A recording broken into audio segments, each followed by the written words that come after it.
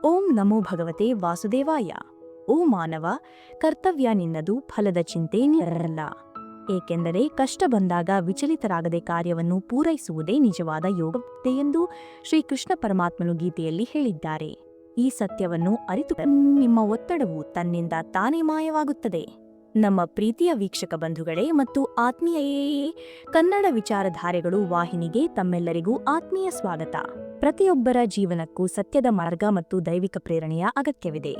ನಾವು ಈ ವಾಹಿನಿಯಲ್ಲಿ ಶ್ರೀಕೃಷ್ಣನ ದಿವ್ಯವಾಣಿಯನ್ನು ಮತ್ತು ಜೀವನದ ಅತಿ ಸೂಕ್ಷ್ಮ ಸತ್ಯಗಳನ್ನು ತಮ್ಮ ಮುಂದೆ ತೆರೆದಿಡಲು ಪ್ರಯತ್ನಿಸುತ್ತಿದ್ದೇವೆ. ಈ ವಿಚಾರಧಾರ ನಮ್ಮ ಬದುಕಿನ ಸಂಕಷ್ಟಗಳನ್ನು ದೂರ ಮಾಡಿ ಮನಸ್ಸಿಗೆ ಅಪಾರ ಶಾಂತಿಯನ್ನು ತಂದುಕೊಡಲಿ ಎಂಬುದೇ ನಮ್ಮ ಆಶೆ. ವಿಭಾಗ 1: ಆತ್ಮಗೌರವ ಮತ್ತು ವಿಶ್ವಾಸದ ಶಕ್ತಿ. ಶ್ರೀಕೃಷ್ಣ ಪರಮಾತ್ಮನು ಹೇಳುವಂತೆ, ಯಾವಾಗ ಜಗತ್ತಿನ ಕಣ್ಣುಗಳಿಗೆ ನೀವು ಚುಚ್ಚುವಂತೆ ಕಂಡರೆ ಆಗ ನೀವು ತಿಳಿದುಕೊಳ್ಳಿರಿ, ನಿಮ್ಮ ಪ್ರಕಾಶವು ಹೆಚ್ಚುತ್ತಿದೆ. ನಿಮ್ಮ ಪ್ರಗತಿಯ ಬೆಳಕು ಕೆಲವರಿಗೆ ಕುಕ್ಕುವಂತೆ ಅನಿಸುತ್ತದೆ. ಲೋಕವು ನಿಮ್ಮಿಂದ ಏನನ್ನು ಬಯಸುತ್ತದೆಯೋ ಆ ರೀತಿಯಾಗಿ ನೀವು ಇರಲು ಪ್ರಯತ್ನಿಸಬೇಡಿ. ಬದಲಾಗಿ ನೀವು ನಿಮ್ಮನ್ನು ಯಾರು ನೋಡಲು ಬಯಸುತ್ತೀರೋ ಆ ರೀತಿ ಆಗಲು ಸಂಪೂರ್ಣ ಪ್ರಯತ್ನ ಮಾಡಿ. ಏಕೆಂದರೆ ನಿಮ್ಮ ಜೀವನದ ರೂವಾರಿಯಾದವರು ಬೇರೆ ಯಾರೂ ಅಲ್ಲ, ಅದು ನೀವೇ ಆಗಿರುತ್ತೀರಿ. ತಾಳ್ಮೆ ಕಾಯ್ದುಕೊಳ್ಳುವವರು ಯಾವಾಗಲೂ ಗೆಲ್ಲುತ್ತಾರೆ, ಇಲ್ಲವೇ ಅವರು ಒಂದು ಅಮೂಲ್ಯ ಪಾಠವನ್ನು ಕಲಿಯುತ್ತಾರೆ. ಗೆಲುವು ಮತ್ತು ಕಲಿಕೆ ಎರಡೂ ತಾಳ್ಮೆಯಿಂದಲೇ ಆಗುತ್ತದೆ. ಇಡೀ ಜಗತ್ತಿನಲ್ಲಿ ಅತಿ ಸುಂದರವಾದ ಸಸ್ಯ ಯಾವುದೆಂದರೆ ಅದು ವಿಶ್ವಾಸ. ವಿಶ್ವಾಸವೆಂಬ ಈ ಸಸ್ಯವು ನೆಲದಲ್ಲಿ ಬೆಳೆಯುವುದಿಲ್ಲ, ಬದಲಿಗೆ ಅದು ನಮ್ಮ ಹೃದಯಗಳಲ್ಲಿ ಮಾತ್ರ ಬೆಳೆಯುತ್ತದೆ. ನಮ್ಮನ್ನು ಸ್ವಂತವೆಂದು ಭಾವಿಸಿ ನಮ್ಮೊಂದಿಗೆ ಯಾವುದೇ ಬಾಂಧವ್ಯಕೊಳ್ಳದವರನ್ನು ನಮ್ಮವರೆಂದು ಪರಿಗಣಿಸಿ ಏನು ಪ್ರಯೋಜನ? ಒಂದು ವೇಳೆ ನಿಮಗೆ ಎಂದಾದರೂ ಬಿಡುವಿನರೆ ಆಗ ಸಮಯ ಮತ್ತು ಪ್ರೀತಿಯ ಹೊರತಾಗಿ ಬೇರೆ ಯಾವುದಾದರೂ ವಿಷಯದ ಬಗ್ಗೆ ಆಲೋಚನೆ ಮಾಡಿ. ನಾವು ನಮ್ಮ ಪ್ರೀತಿಪಾತ್ರರಲ್ಲಿ ಏನನ್ನು ಕೇಳಿದ್ದೆವು? ನಮ್ಮ ಜೇಬಿನಲ್ಲಿ ಒಂದು ಸಣ್ಣ ರಂಧ್ರವಾಗಿ ನಾಣ್ಯಗಳಿಗಿಂತ ಹೆಚ್ಚು ಬಾಂಧವ್ಯಗಳು ಆ ರಂಧ್ರದ ಮೂಲಕ ಕೆಳಗೆ ಬಿದ್ದಿವೆ. ವಿಭಾಗ 2: ನೋವು, ಯಶಸ್ಸು ಮತ್ತು ಜ್ಞಾನದ ಪಾಠ. ಸಂಕಟ ಅಥವಾ ದುಃಖ ಪ್ರತಿಯೊಬ್ಬರಿಗೂ ಇದ್ದೇ ಇರುತ್ತದೆ. ಆದರೆ ಯಾರು ನೋವನ್ನೇ ನೋವು ಎಂದು ತಿಳಿದುಕೊಳ್ಳುತ್ತಾರೋ ಅವರಿಗೆ ನೋವು ಹೆಚ್ಚುತ್ತದೆ. ಆದರೆ ಯಾರಿಗೆ ಅದನ್ನು ಸಹಿಸಿಕೊಳ್ಳುವ ಶಕ್ತಿ ಇರುತ್ತದೆಯೋ ಅವರಿಗೆ ಅದೇ ನೋವು ಒಂದು ದಿನ ಸಂತೋಷವಾಗುತ್ತದೆ. ಯಶಸ್ವಿಯಾದವರು ಮಾತ್ರ ಯಶಸ್ಸನ್ನು ಸಾಧಿಸುತ್ತಾರೆ. ಅವರು ತಮ್ಮ ಮಾತುಗಳನ್ನು ಉಳಿಸಿಕೊಳ್ಳುತ್ತಾರೆ, ತಮ್ಮ ತಪ್ಪುಗಳನ್ನು ಒಪ್ಪಿಕೊಳ್ಳುತ್ತಾರೆ ಮತ್ತು ಸಮಯದ ಮೌಲ್ಯವನ್ನು ಅರ್ಥಮಾಡಿಕೊಳ್ಳುತ್ತಾರೆ. ಶ್ರೀಕೃಷ್ಣ ಪರಮಾತ್ಮನು ಹೇಳುವಂತೆ ಈ 4 ವಿಷಯಗಳನ್ನು ನಾವು ಎಂದಿಗೂ ಮರೆಯಬಾರದು. ಮೊದಲನೆಯದಾಗಿ ಹಿರಿಯರಿಗೆ ಗೌರವವನ್ನು ನೀಡುವುದು. ಎರಡನೆಯದಾಗಿ ಮೂರ್ಖರೊಂದಿಗೆ ಇಂದಿಗೂ ವಿವಾದ ಜಗಳಕ್ಕೆ ಇಳಿಯದಿರುವುದು. ಮೂರನೆಯದಾಗಿ ಕಿರಿಯರಿಗೆ ಸರಿಯಾದ ಸಲಹೆಯನ್ನು ನೀಡುವುದು. ಮತ್ತು ನಾಲ್ಕನೆಯದಾಗಿ ಜ್ಞಾನಿಗಳ ಬುದ್ಧಿವಂತರಿಂದ ಸಲಹೆಯನ್ನು ಸ್ವೀಕರಿಸುವುದು. ನಮಗೆ ಹೊಸ ದ್ವೇಷಿಗಳು ಬೇಕಾಗಿದ್ದಾರೆ. ಹಳೆಯ ದ್ವೇಷಿಗಳು ಈಗ ನನ್ನನ್ನು ಪ್ರೀತಿಸಲು ಶುರು ಮಾಡಿದ್ದಾರೆ ಎಂಬುದು ಇಲ್ಲಿನ ಪ್ರಮುಖ ಹಾಸ್ಯಭರಿತ ಸತ್ಯ. ನಮ್ಮ ಸಂಬಂಧವು ಮುಗಿದಿಲ್ಲ, ಅವರು ತಮ್ಮ ಮನಸ್ಸನ್ನು ಬೇರೆಡೆಗೆ ಇರಿಸಿಕೊಂಡಿದ್ದಾರೆ ಎನ್ನುವುದು ಬೇರೆ ವಿಷಯವಾಗಿದೆ. ನಮ್ಮ ಸೌಂದರ್ಯವು ನಾವು ಹೇಗೆ ಕಾಣುತ್ತೇವೆ ಎಂಬುದರಲ್ಲಿ ಇಲ್ಲ, ಆದರೆ ಸೌಂದರ್ಯವು ನಾವಿತರರೊಂದಿಗೆ ಹೇಗೆ ವರ್ತಿಸುತ್ತೇವೆ ಎಂಬುದರಲ್ಲಿ ಅಡಗಿದೆ. ವಿಭಾಗ 3: ಸಂಬಂಧಗಳ ಬಂಧ ಮತ್ತು ಸ್ವಾರ್ಥದ ಸ್ವರೂಪ. ಭಕ್ತನು ತನ್ನ ಭಗವಂತನ ಬಳಿ, ಓ ಕೃಷ್ಣ, ನಾನು ನನ್ನ ಭಾರವನ್ನು ನಿನ್ನ ಮೇಲೆ ಇರಿಸಿದ್ದೇನೆ, ನೀನು ನನ್ನ ಭಾರವನ್ನು ಹೊರಲೇಬೇಕು. ನಾನು ಒಳ್ಳೆಯವನೇ ಅಥವಾ ಇರಲಿ, ನೀನು ನನ್ನ ಭಾರವನ್ನು ಸಹಿಸಿಕೊಳ್ಳಬೇಕು ಎಂದು ಬೇಡಿಕೊಳ್ಳುತ್ತಾನೆ. ಒಂದು ಉತ್ತಮ ಉದಾಹರಣೆಯನ್ನು ನೀಡುತ್ತಾನೆ. ಪೊರಕೆಯಲ್ಲಿ ಗಟ್ಟಿಯಾದ ಬಂಧವಿದ್ದಾಗ ಮಾತ್ರ ಅದು ಕಸವನ್ನು ಶುಚಿಗೊಳಿಸುತ್ತದೆ. ಒಮ್ಮೆ ಬಂಧವು ರಿಡುಕೆಯಾದರೆ ಅದೇ ಪೊರಕೆ ಸ್ವತಃ ಕಸವಾಗಿ ಪರಿಣಮಿಸುತ್ತದೆ. ಆದ್ದರಿಂದ ನಿಮ್ಮವರು ಎಂದು ತಿಳಿದಿರುವವರೊಂದಿಗೆ ಆಗಲೂ ಸಂಪರ್ಕದಲ್ಲಿರಿ, ಏಕೆಂದರೆ ಭಿನ್ನತೆಗಳಲ್ಲಿ ಮಾತ್ರ ಏಕತೆ ಇರುತ್ತದೆ. ಶ್ರೀಕೃಷ್ಣನು ಹೇಳುವಂತೆ, ನಿದ್ರಿಸುತ್ತಿರುವಾಗ ಕಾಣುತ್ತಿರುವವುಗಳು ನಿಜವಾದ ಕನಸುಗಳಲ್ಲ. ಯಾರಿಗೆ ಕನಸುಗಳು ನಿಜವಾಗಿರುತ್ತವೆಯೋ ಅವರು ನಿದ್ರೆಯನ್ನೇ ಬಿಟ್ಟು ಬಿಡುತ್ತಾರೆ. ಬಾಲ್ಯದಲ್ಲಿ ನಮಗೆ ಚೆನ್ನಾಗಿ ನಿದ್ರೆ ಬರುತ್ತಿತ್ತು, ಆದರೆ ಈಗ ನಮಗೆ ಕೇವಲ ಆಯಾಸವಾಗುತ್ತದೆ ಮತ್ತು ಆ ಆಯಾಸದಲ್ಲಿ ನಿದ್ರಿಸುತ್ತೇವೆ ಅಷ್ಟೇ. ನಿನ್ನೆಯ ದಿನ ಏನು ನಡೆಯಿತೋ ಅದನ್ನು ಮರೆತು ಬಿಡಿ. ಇಂದಿನ ದಿನ ಏನು ಇದೆಯೋ ಅದನ್ನು ನೋಡಿ ಅದರ ಸಲುವಾಗಿ ಜೀವಿಸಿ. ಭವಿಷ್ಯವು ತಾನಾಗಿಯೇ ಬರಲಿದೆ, ಪ್ರಯತ್ನಿಸಿ ನೋಡಿ. ಪಶ್ಚಾತ್ತಾಪವು ಭೂತಕಾಲವನ್ನು ಬದಲಿಸಲು ಸಾಧ್ಯವಿಲ್ಲ ಮತ್ತು ಚಿಂತೆಗಳು ಭವಿಷ್ಯವನ್ನು ನಿಭಾಯಿಸಲು ಸಾಧ್ಯವಿಲ್ಲ. ಆದ್ದರಿಂದ ವರ್ತಮಾನವನ್ನು ಸಂತೋಷದಿಂದ ಅನುಭವಿಸುವೆ. ಜೀವನದ ನಿಜವಾದ ಸುಖವಾಗಿದೆ. ನನ್ನ ಪ್ರತಿಯೊಂದು ಪ್ರಾರ್ಥನೆಯೂ ನಿಷ್ಪ್ರಯೋಜಕವಾಗಿದೆ ಎಂದು ನಾನು ಹೇಗೆ ಹೇಳಲಿ? ನಾನು ಯಾವಾಗೆಲ್ಲ ಅತ್ತೆನೋ ನನ್ನ ಕೃಷ್ಣನಿಗೆ ಸುದ್ದಿ ತಲುಪಿತ್ತು. ವಿಭಾಗ 4: ಧೈರ್ಯ, ವಿಜಯ ಮತ್ತು ಮಾನವನ 2 ಮುಖಗಳು. ಯಾವಾಗ ವಿಜಯವು ನಿಶ್ಚಿತವೋ ಆಗ ಪ್ರತಿಯೊಬ್ಬರೂ ಅರ್ಜುನನಾಗಬಹುದು. ಆದರೆ ಆವಾಗ ಮರಣವು ನಿಶ್ಚಿತವು ಆಗಲೂ ಅಭಿಮನ್ಯುವಿನಂತೆ ಧೈರ್ಯವನ್ನು ತೋರಿಸಲು ಅಪಾರ ಸಾಹಸ ಬೇಕಾಗುತ್ತದೆ. ನಮ್ಮ ಜೀವನದಲ್ಲಿ ಇಬ್ಬರು ವ್ಯಕ್ತಿಗಳು ಇರುವುದು ಬಹಳ ಮುಖ್ಯ. ಮೊದಲನೆಯವರು ನಂತೆ ಇರಬೇಕು. ಅವರು ಯುದ್ಧ ಮಾಡದೇ ಇದ್ದರೂ ಸಹ ವಿಜಯವನ್ನು ಖಚಿತಪಡಿಸುತ್ತಾರೆ. ಎರಡನೆಯವರು ಕರ್ಣನಂತೆ ಇರಬೇಕು. ನಿಮ್ಮ ಮುಂದೆ ಸೋಲು ನಿಂತಿದ್ದರೂ ಸಹ ಅವರು ನಿಮ್ಮನ್ನು ಎಂದಿಗೂ ಬಿಡುವುದಿಲ್ಲ. ಶ್ರೀಕೃಷ್ಣನು ಹೇಳುತ್ತಾರೆ, ಜೀವನದಲ್ಲಿ ಯಾರನ್ನೂ ಅವಲಂಬಿಸಿ ಬದುಕಲು ಹೋಗಬೇಡಿ, ಏಕೆಂದರೆ ಮನುಷ್ಯನು ಬಹಳ ಸ್ವಾರ್ಥಿಯಾಗಿದ್ದಾನೆ. ಅವನು ನಿಮ್ಮನ್ನು ಇಷ್ಟಪಟ್ಟಾಗ ನಿಮ್ಮ ತಪ್ಪುಗಳನ್ನು ಮರೆಯುತ್ತಾನೆ ಮತ್ತು ನಿಮಗೆ ಎಂದಿಗೂ ಹಾನಿ ಮಾಡುವುದಿಲ್ಲ. ಮತ್ತು ಅವನು ನಿಮ್ಮನ್ನು ಇಷ್ಟಪಡದಿದ್ದಾಗ ನಿಮ್ಮ ಒಳ್ಳೆಯತನವನ್ನು ಮರೆತು ಬಿಡುತ್ತಾನೆ. ಮನುಷ್ಯನಲ್ಲಿ ಎರಡು ಮುಖಗಳಿವೆ. ಒಂದು ನಾವು ಅರ್ಥ ಮಾಡಿಕೊಳ್ಳಲು ಆಗುವಂತಹ ಮುಖ ಮತ್ತು ಇನ್ನೊಂದು ಕೇವಲ ತೋರಿಸಲು ಇರುವ ಮುಖ. ಅವರ ನಡುವೆ ಒಂದೇ ವ್ಯತ್ಯಾಸವಿದೆ. ಕೆಲವು ಮಾನವೀಯತೆಗಾಗಿ ಬದುಕುತ್ತಾರೆ ಮತ್ತು ಕೆಲವರು ತಮ್ಮ ಸ್ವಾರ್ಥಕ್ಕಾಗಿ ಬದುಕುತ್ತಾರೆ.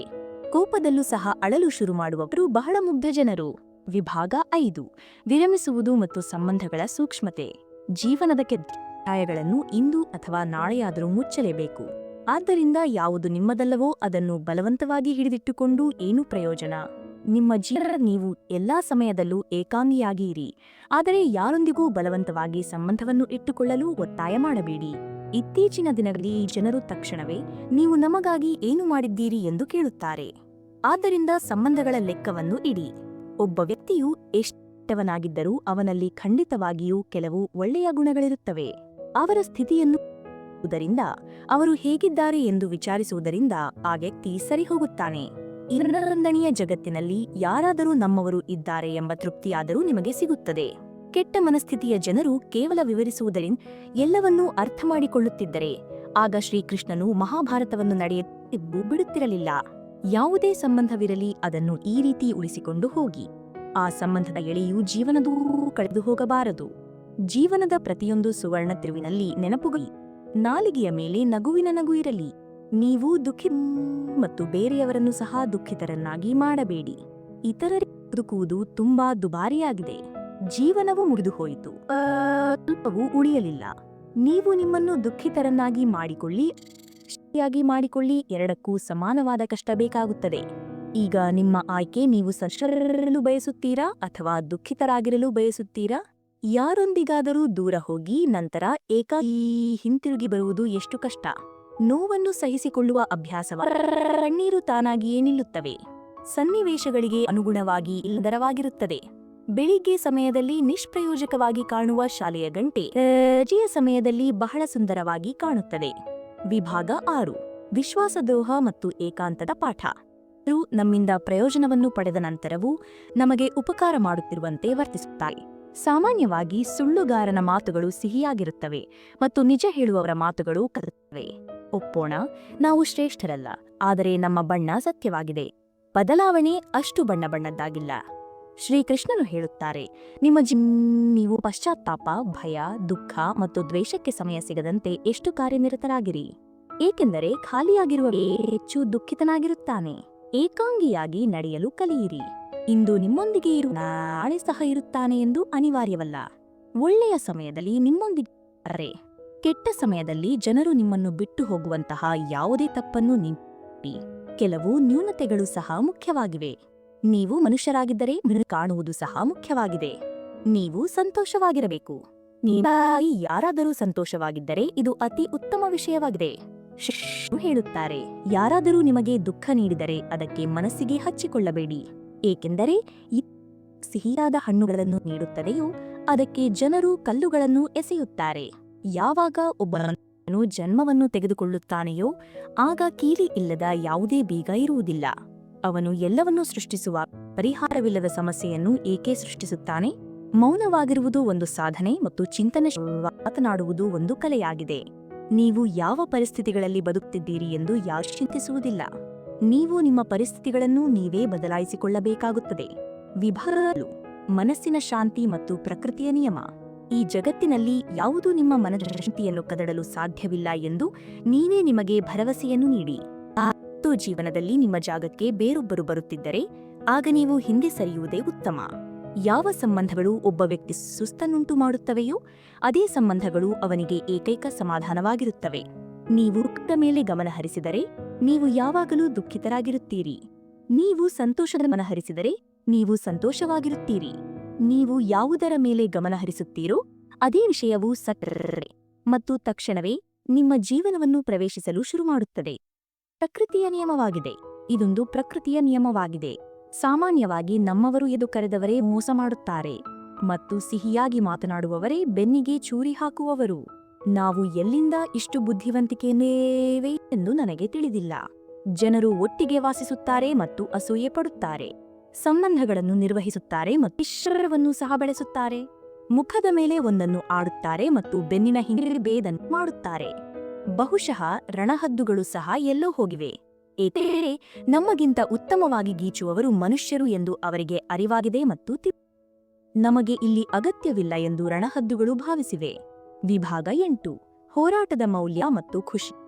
ನಿಮ್ಮ ಹೋರಾಟವನ್ನು ನೋಡಿದವರು ಮಾತ್ರ ನಿಮ್ಮ ಯಶಸ್ಸಿನ ಮೌಲ್ಯವನ್ನು ತಾರೆ.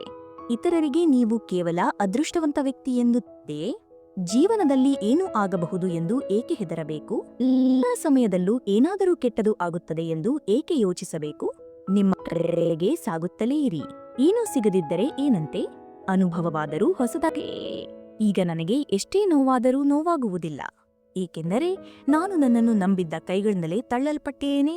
ಯಾವ ದಿನ ನೀವು ದೊಡ್ಡದಾಗಿ ಯೋಚಿಸುತ್ತೀರೋ ಆಗ ದೊಡ್ಡ ಜನರು ನಿಮ್ಮ ಬಗ್ಗೆ ಯೋಚಿಸಲು ಶುರುಮಾಡುತ್ತಾರೆಂದು ನೆನಪಿಡಿ. ಇತರರ ಮುಖದಲ್ಲಿ ನಗುವನ್ನು ನೋಡಲು ಬಯಸುವವರ ನಗುವನ್ನು ದೇವರು ಎರಿಸಿದುಕೊಳ್ಳುವುದಿಲ್ಲ.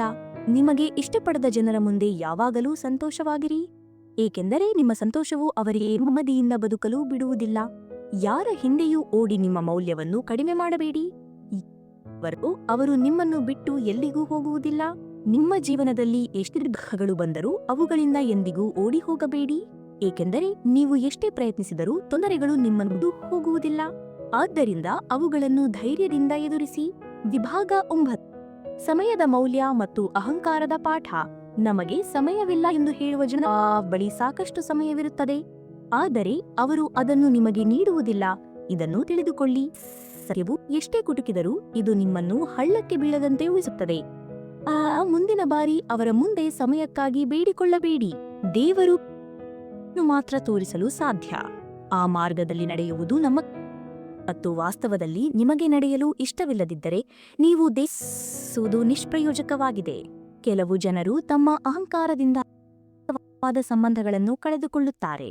ಕಾರಣ ಏನೇ ಇರಲಿ, ವಿಷಯ ಏನೇ ಇರಲಿ, ಕೋಪಗೊಳ್ಳಬೇಡಿ, ಗಟ್ಟಿಯಾಗಿ ಮಾತನಾಡಬೇಡಿ. ನಿಮ್ಮ ಮನಸ್ಸನ್ನು ಶಾಂತವಾಗಿ ಆಲೋಚಿಸಿ ಮತ್ತು ನಂತರ ನಿರ್ಧಾರ ಮಾಡಿ. ಧ್ವನಿಯು ಶಬ್ದವನ್ನು ಅಳಿಸುವುದು, ಆದರೆ ಮೌನವು ನೋವನ್ನು ಅಳಿಸುತ್ತದೆ. ಜೀವನವು ನಿಮ್ಮದ ಉದಾಹರಣೆಯೊಂದಿಗೆ ಅದನ್ನು ತೋರಿಸಿ. ಇಲ್ಲದಿದ್ದರೆ ಇತಿಹಾಸದ ಪುಟಗಳನ್ನು ಇಂದು ಲಂಚವನ್ನು ವಿತರಿಸಲಾಗುತ್ತದೆ. ಪತಂಗ ಮತ್ತು ಜೀವನದ ನಡುವೆ ಒಂದೇ ಸಾಮ್ಯತೆ ಇದೆ. ನೀವು ಮೇಲಿರುವವರೆಗೆ ಈ ಜಗತ್ತು ನಿಮ್ಮನ್ನು ಮೆಚ್ಚುತ್ತದೆ. ವಿಭಾಗ 10. ಸಂಬಂಧ ಮತ್ತು ಕತ್ತೆಯ ಕಥೆ. ಈ ಜಗತ್ತು ಸರ್ಪ ಹಿಡಿಯುವವರ ವಸಾಹತು. ಇಲ್ಲಿ ಸಂಬಂಧಗಳನ್ನು ಮಾಡುವ ಮೂಲಕ ಧೂಳಿನಂತೆ ಬದಲಾಗುತ್ತಾರೆ. ಈ ವಿಶ್ವಾಸವು ಬಹಳ ದುಬಾರಿಯಾಗಿದೆ ಮತ್ತು ದ್ವೇಷವು ಬಹಳ ಅಗ್ಗವಾಗಿದೆ. ಯಾರಾದರೂ ನಿಮ್ಮೊಂದಿಗೆ ಇರಲು ಬಯಸದಿದ್ದರೆ ಅವರಿಗೆ ಸ್ವಾತಂತ್ರ್ಯ ನೀಡಿ. ದಿಂದ ಉಳಿಸಿಕೊಂಡ ಸಂಬಂಧಗಳಲ್ಲಿ ಎಂದಿಗೂ ಶಾಂತಿ ಇರುವುದಿಲ್ಲ. ಒಂದು ಹಳ್ಳಿಯಲ್ಲಿ ಒಬ್ಬ ಅಗಸನಿದ್ದನು. ಅವನ ಬಳಿ ಒಂದು ಕತ್ತೆ ಮತ್ತು ನಾಯಿ ಇತ್ತು. ಅಗಸನು ನಾಯಿಯನ್ನು ಮನೆಯನ್ನು ಕಾಯಲು ಇಟ್ಟುಕೊಂಡಿದ್ದನು ಮತ್ತು ಕತ್ತೆಯ ಮೇಲೆ ಬಟ್ಟೆಗಳನ್ನು ಹೊತ್ತು ಸಾಗಿಸುತ್ತಿದ್ದನು. ಅಗಸನು ಇಬ್ಬರಿಗೂ ಸಮಯಾಗಿ ಆಹಾರವನ್ನು ನೀಡುತ್ತಿದ್ದನು. ಕತ್ತೆಗೆ ನಾಯಿಯ ಮೇಲೆ ಅಸೂಯೆ. ಈ ನಾಯಿಗೆ ಬಹಳ ಆರಾಮದಾಯಕ ಕೆಲಸವಿದೆ ಮತ್ತು ಸುಲಭವಾಗಿ ಆಹಾರ ಸಿಗುತ್ತದೆ. ಆದರೆ ನಾನು ರಾತ್ರಿ ಹಗಲು ಕಷ್ಟಪಟ್ಟು ಕೆಲಸ ಮಾಡಿದರೂ ನನ್ನ ಹೊಟ್ಟೆ ತುಂಬಿಸ ಸಾಧ್ಯವಾಗುತ್ತಿಲ್ಲ ಎಂದು ಕತ್ತೆ ಯೋಚಿಸುತ್ತಿತ್ತು. ಅಗಸನ ಮನೆಯಿಂದ ಉತ್ತಮ, ಇಲ್ಲಿ ನಾನು ಸುಮ್ಮನೆ ತುಂಬಾ ಕಷ್ಟಪಡಬೇಕಾಗಿದೆ ಎಂದುಕೊಂಡಿತು. ಹೀಗೆ ಯೋಚಿಸಿ ಒಂದು ದಿನ ಕತ್ತೆ ಅಗಸನ ಮನೆಯಿಂದ ಓಡಿಹೋಯಿತು. ಈಗ ದಾರಿಯಲ್ಲಿ ಕತ್ತೆ ಯಾವ ಹೊಲವನ್ನು ಪ್ರವೇಶಿಸಿತು, ಅಲ್ಲಿನ ಕಾವಲುಗಾರರು ಅದನ್ನು ಕೊಲ್ಲಲು ಧಾವಿಸಿದರು. ಯಾರೂ ಅದನ್ನು ಮೇಯಲು ಹೊಲವಿಗೆ ಪ್ರವೇಶಿಸಲು ಬಿಡಲಿಲ್ಲ. ಕತ್ತೆ ರಸ್ತೆಯಲ್ಲಿ ನಡೆಯುವಾಗ ಸತ್ತ ಸಿಂಹದ ಚರ್ಮವನ್ನು ಕಂಡಿತು. ಕತ್ತೆಗೆ ಒಂದು ಬಂತು. ಅದು ಆ ಚರ್ಮದಿಂದ ತನ್ನನ್ನು ಮುಚ್ಚಿಕೊಂಡಿತು ಮತ್ತು ಹೊಲಗಳ ಕಡೆಗೆ ಹೋಯಿತು. ಕಾವಲುಗಾರರು ಅದನ್ನು ಸಿಂಹವೆಂದು ಭಾವಿಸಿ ಭಯದಿಂದ ಓಡಿ ಹೋಗಲು ಶುರು ಮಾಡಿದರು. ಈಗ ಕತ್ತೆ ಸಂತೋಷವಾಯಿತು ಮತ್ತು ಹೊಲಗಳಲ್ಲಿ ಮೇಯಲು ಶುರು ಮಾಡಿತು. ಕತ್ತೆ ತನ್ನ ಮನಸ್ಸಿನಲ್ಲಿ ತನ್ನ ಬುದ್ಧಿವಂತಿಕೆಯನ್ನು ಬಳಸಿತು, ಆದರೆ ಅದು ಬಹಳ ಸಂತೋಷವಾಗಿತ್ತು. ಯಾವುದೇ ಕೆಲಸವಿಲ್ಲದೆ ಉಚಿತವಾಗಿ ಆಹಾರ ಸಿಗುತ್ತಿತ್ತು. ಅದೇ ರೀತಿ ಕೆಲವು ದಿನಗಳಲ್ಲಿ ಅದು ದಪ್ಪ ಮತ್ತು ಹೊಸದಾಗಿ ಕಾಣಲು ಶುರುಮಾಡಿತು. ಒಂದು ದಿನ ಕತ್ತೆ ಒಂದು ಹೊಲದ ಮೇಲೆ ಹತ್ತು. ಅದರಿಂದ ಸ್ವಲ್ಪ ದೂರದಲ್ಲಿ ಇನ್ನೊಂದು ಕತ್ತೆಯು ಕೀರಲು ಧ್ವನಿಯಲ್ಲಿ ಕೂಗಲು ಶುರುಮಾಡಿತು. ಆ ಕತ್ತೆಯು ಸಹ ತನ್ನ ಜಾತಿಯ ಸಹೋದರನನ್ನು ನೋಡಿ ಸಂತೋಷದಲ್ಲಿ ಜೋರಾಗಿ ಕೂಗುತ್ತಾ ಹುಣಿಯುತ್ತಾ ಕೂಗಲು ಶುರುಮಾಡಿತು. ಮೇಲಿನ ಸಿಂಹದ ಚರ್ಮವು ಸ್ವಲ್ಪ ಜಾರಿಬಿದ್ದಿತ್ತು. ಆದ ಧ್ವನಿಯಿಂದ ಕತ್ತೆಯ ಧ್ವನಿಯನ್ನು ಕೇಳಿದ ಗ್ರಾಮಸ್ಥರು ಆಶ್ಚರ್ಯಚಕಿತರಾದರು. ಆದರೆ ಎಚ್ಚರಿಕೆಯಿಂದ ನೋಡಿದ ನಂತರ ಅದು ಸಿಂಹದ ಚರ್ಮವನ್ನು ಧರಿಸಿರುವ ಕತ್ತೆ ಎಂದು ಅವರಿಗೆ ಅರಿವಾಯಿತು. ಗ್ರಾಮಸ್ಥರು ಕೋಲುಗಳೊಂದಿಗೆ ಬಂದರು. ಕತ್ತೆ ತನ್ನ ಮೋಜಿನಲ್ಲಿ ಮಗ್ನವಾಗಿತ್ತು. ಗ್ರಾಮಸ್ಥರ ಆಗಮನದ ಬಗ್ಗೆ ಅದಕ್ಕೆ ತಿಳಿದಿರಲಿಲ್ಲ. ಈಗ ಕತ್ತೆ ಓಡಿ ಹೋಗಲು ಶುರುಮಾಡಿತು. ಗ್ರಾಮಸ್ಥರು ಅದನ್ನು ಎಷ್ಟು ಹೊಡೆದರು ಎಂದರೆ ಸತ್ತಂತಾಯಿತು. ಕೆಲವು ಸಮಯದ ನಂತರ ಕತ್ತೆ ಪ್ರಜ್ಞೆಗೆ ಬಂದು ತನ್ನ ತಪ್ಪಿನ ಬಗ್ಗೆ ಪಶ್ಚಾತ್ತಾಪಪಡಲು ಶುರುಮಾಡಿತು. ಅದು ತನ್ನ ತಪ್ಪನ್ನು ಸರಿಪಡಿಸಿಕೊಂಡು ಅಗಸನ ಮನೆಗೆ ಒಂದು ನಾಯಿ ಹೊರಗೆ ಕುಳಿತಿತ್ತು. ಕತ್ತೆಯ ಈ ಸ್ಥಿತಿಯನ್ನು ನೋಡಿದ ನಾಯಿ, ನಿನಗೆ ಈ ಸ್ಥಿತಿ ಹೇಗೆ ಬಂತು ಎಂದು ಕೇಳಿತು. ಕತ್ತೆ ತನ್ನ ಸಂಪೂರ್ಣ ಕಥೆಯನ್ನು ನಾಯಿಗೆ ಹೇಳಿತು. ನಾಯಿ, ಸಿಂಹದ ಚರ್ಮವನ್ನು ಧರಿಸುವುದರಿಂದ ಯಾರೂ ಸಿಂಹವಾಗಲು ಸಾಧ್ಯವಿಲ್ಲ. ವಾಗಲು ಧೈರ್ಯ, ಶೌರ್ಯ ಮತ್ತು ಆಸಕ್ತಿ ಇರಬೇಕು. ನೀನು ಉಚಿತವಾಗಿ ಪಡೆಯುವ ಬಯಕೆಯಲ್ಲಿ ಇದ್ದಿ. ಆದರೆ ಎಂದಿಗೂ ಯಾರನ್ನೂ ಮೋಸಬೇಕಾಗಿಲ್ಲ. ಈ ಜಗತ್ತಿನಲ್ಲಿ ಕಷ್ಟಪಟ್ಟು ಕೆಲಸ ಮಾಡಿ ಊಟ ಮಾಡುವವನು ಮಾತ್ರ ಸಂತೋಷವಾಗಿರುತ್ತಾನೆ. ನೀನು ಸಹ ಕಷ್ಟಪಟ್ಟು ಕೆಲಸ ಮಾಡಿ ಊಟ ಮಾಡಿದ್ದರೆ ನೀನು ಇಂದು ಈ ಪರಿಸ್ಥಿತಿಯಲ್ಲಿ ಇರುತ್ತಿರಲಿಲ್ಲ. ನಾಯಿಯ ಮಾತುಗಳನ್ನು ಅರ್ಥ ಮಾಡಿಕೊಂಡು ಕಷ್ಟಪಟ್ಟು ಕೆಲಸ ಮಾಡಿ ಊಟ ಮಾಡಲು ಶುರುಮಾಡಿತು. ಆಗ 11 ಅದೃಷ್ಟ ಮತ್ತು ಸರಿಯಾದ ಮಾರ್ಗ. ಶ್ರೀಕೃಷ್ಣನ ದರ್ಬಾರಿನಲ್ಲಿ ಜಗತ್ತು ಬದಲಾಗುತ್ತದೆ. ದಯೆಯಿಂದಲೇ ಕೈಯ ಗೆರೆ ಬದಲಾಗುತ್ತದೆ. ಯಾರು ಶ್ರೀಕೃಷ್ಣನ ಹೆಸರನ್ನು ಹೃದಯದೆಡೆಗೊಳ್ಳುತ್ತಾರೋ ಅವರ ಅದೃಷ್ಟವು ಒಂದು ಕ್ಷಣದಲ್ಲಿ ಬದಲಾಗುತ್ತದೆ. ಪ್ರಗತಿಯ ಹಾದಿಯಲ್ಲಿ ನಿನ್ನಿಂದ ದೂರವಿರುವ ಮಾರ್ಗವನ್ನು ರೂಪಿಸುವುದು ಅವನ ಪ್ರಭಾವವಾಗಿದೆ. ನೀವು ಯಾರಿಗಾದರೂ ಹೆಚ್ಚಿಗೆಯನ್ನು ನೀಡಿದರೆ ಅವರು ನಿಮ್ಮನ್ನು ಎಸೆಯುವ ಬೆಲೆಯಲ್ಲಿ ಮಾರಾಟ ಮಾಡುತ್ತಾರೆ. ಆದರೆ ಯಾರಿಗಾದರೂ ಎಷ್ಟು ಖರ್ಚು ಮಾಡಲು ಸಾಧ್ಯವೋ ಅಷ್ಟನ್ನು ಮಾತ್ರ ಮಾಡಿ. ಯಶಸ್ಸನ್ನು ಸಾಧಿಸಲು ಮೊದಲು ತನ್ನದೇ ಹೆಜ್ಜೆಯನ್ನು ಇಡುವವನಿಗೆ ಅದೃಷ್ಟವು ನೀಡುತ್ತದೆ. ನಿನ್ನೆ ಒಂದು ಕನ್ನಡಕವಾಗಿತ್ತು. ಎಲ್ಲರೂ ಅದನ್ನು ನೋಡಿ ಹೋಗುತ್ತಿದ್ದರು. ಇಂದು ಎಲ್ಲವೂ ಮುರಿದು ಉಳಿಸಲಾಗಿದೆ. ಇದು ಸಮಯವೇ ಆಗಿದೆ ಸರ್. ಪರದಿನವೂ ಬರುತ್ತದೆ. ನಿಮ್ಮ ಮುಖಕ್ಕೆ ಸಿಹಿಯಾಗಿ ಮಾತನಾಡುವ, ಬೆನ್ನಿನ ಹಿಂದೆ ನಿಮಗೆ ಹಾನಿ ಮಾಡಲು ಯೋಜಿಸುವಂತಹ ಜನರಿಂದ ದೂರವಿರಿ. ಎಂದರೇನು? ಅದು ಕೇವಲ ಸನ್ನಿವೇಶಗಳಿಂದ ಮಾಡಿದ ಒಂದು ಪ್ರತಿಕೃತಿ. ದುಃಖಕ್ಕೆ ಯಾವುದೇ ಮಾರ್ಗವಿಲ್ಲ. ಅದು ನಿರ್ಧರಿಸಲ್ಪಟ್ಟಿಲ್ಲ. ವ್ಯಕ್ತಿಯು ತನಗಾಗಿ ತನ್ನದೇ ಮಾರ್ಗವನ್ನು ಮಾಡಿಕೊಳ್ಳಬೇಕು. ಈ ವಿಷಯವನ್ನು ತಿಳಿದಿದ್ದಾರೋ ಸಂತೋಷವು ತನ್ನ ವಿಳಾಸವನ್ನು ಬರೆದಿದೆ ಎಂದು ಅರ್ಥ ಮಾಡಿಕೊಳ್ಳಿ. ಎಷ್ಟು ತ್ಯಾಗ ಮಾಡುತ್ತೀರೋ ಅಷ್ಟೇ ನಿಮಗೆ ಸಿಗುತ್ತದೆ. ಜನರು ಅವರು ಮೊದಲ ದಿನ ನಗುತ್ತಾರೆ, ಎರಡನೇ ದಿನ ಗೇಲಿ ಮಾಡುತ್ತಾರೆ ಮತ್ತು ಮರೆಯುತ್ತಾರೆ. ಅದಕ್ಕಾಗಿಯೇ ಜನರ ಬಗ್ಗೆ ಚಿಂತಿಸಬೇಡಿ. ಸಂತೋಷವಾಗುವಂತಹ ಸರಿಯಾದದ್ದನ್ನು ಮಾಡಿ. ನೆನಪಿಡಿ, ಜೀವನವು ಜನರದಲ್ಲ. ನೀವು ನಿಮ್ಮ ಮನಸ್ಸನ್ನು ಶುದ್ಧವಾಗಿ ಇಟ್ಟುಕೊಂಡರೆ ನಿಮಗೆ ಸಂತೋಷ ಸಿಗುತ್ತದೆ. ಆಗ 12 ದೇವರ ಭಯ ಮತ್ತು ಸಂಪತ್ತಿನ ನಿಜವಾದ ಅರ್ಥ. ಹೀಗೆ ಕೇವಲ 2 ವಿಷಯಗಳಿವೆ: ದೇವರ ಭಯ ಮತ್ತು ದೇವರ ಭಯ. ದೇವರ ಭಯವಿದ್ದರೆ ಮನುಷ್ಯನು ಪಾಪಗಳನ್ನು ತಪ್ಪಿಸುತ್ತಾ ಇರುತ್ತಾನೆ ಮತ್ತು ದೇವರ ಅವನ ಆಶೀರ್ವಾದಗಳು ಸುರಿಯುತ್ತಾ ಇರುತ್ತವೆ. ನನ್ನ ತಪ್ಪುಗಳನ್ನು ಕ್ಷಮಿಸಿ. ನಿಮ್ಮನು ಇನ್ನೂ ನನಗೆ ತಿಳಿಯದವನು.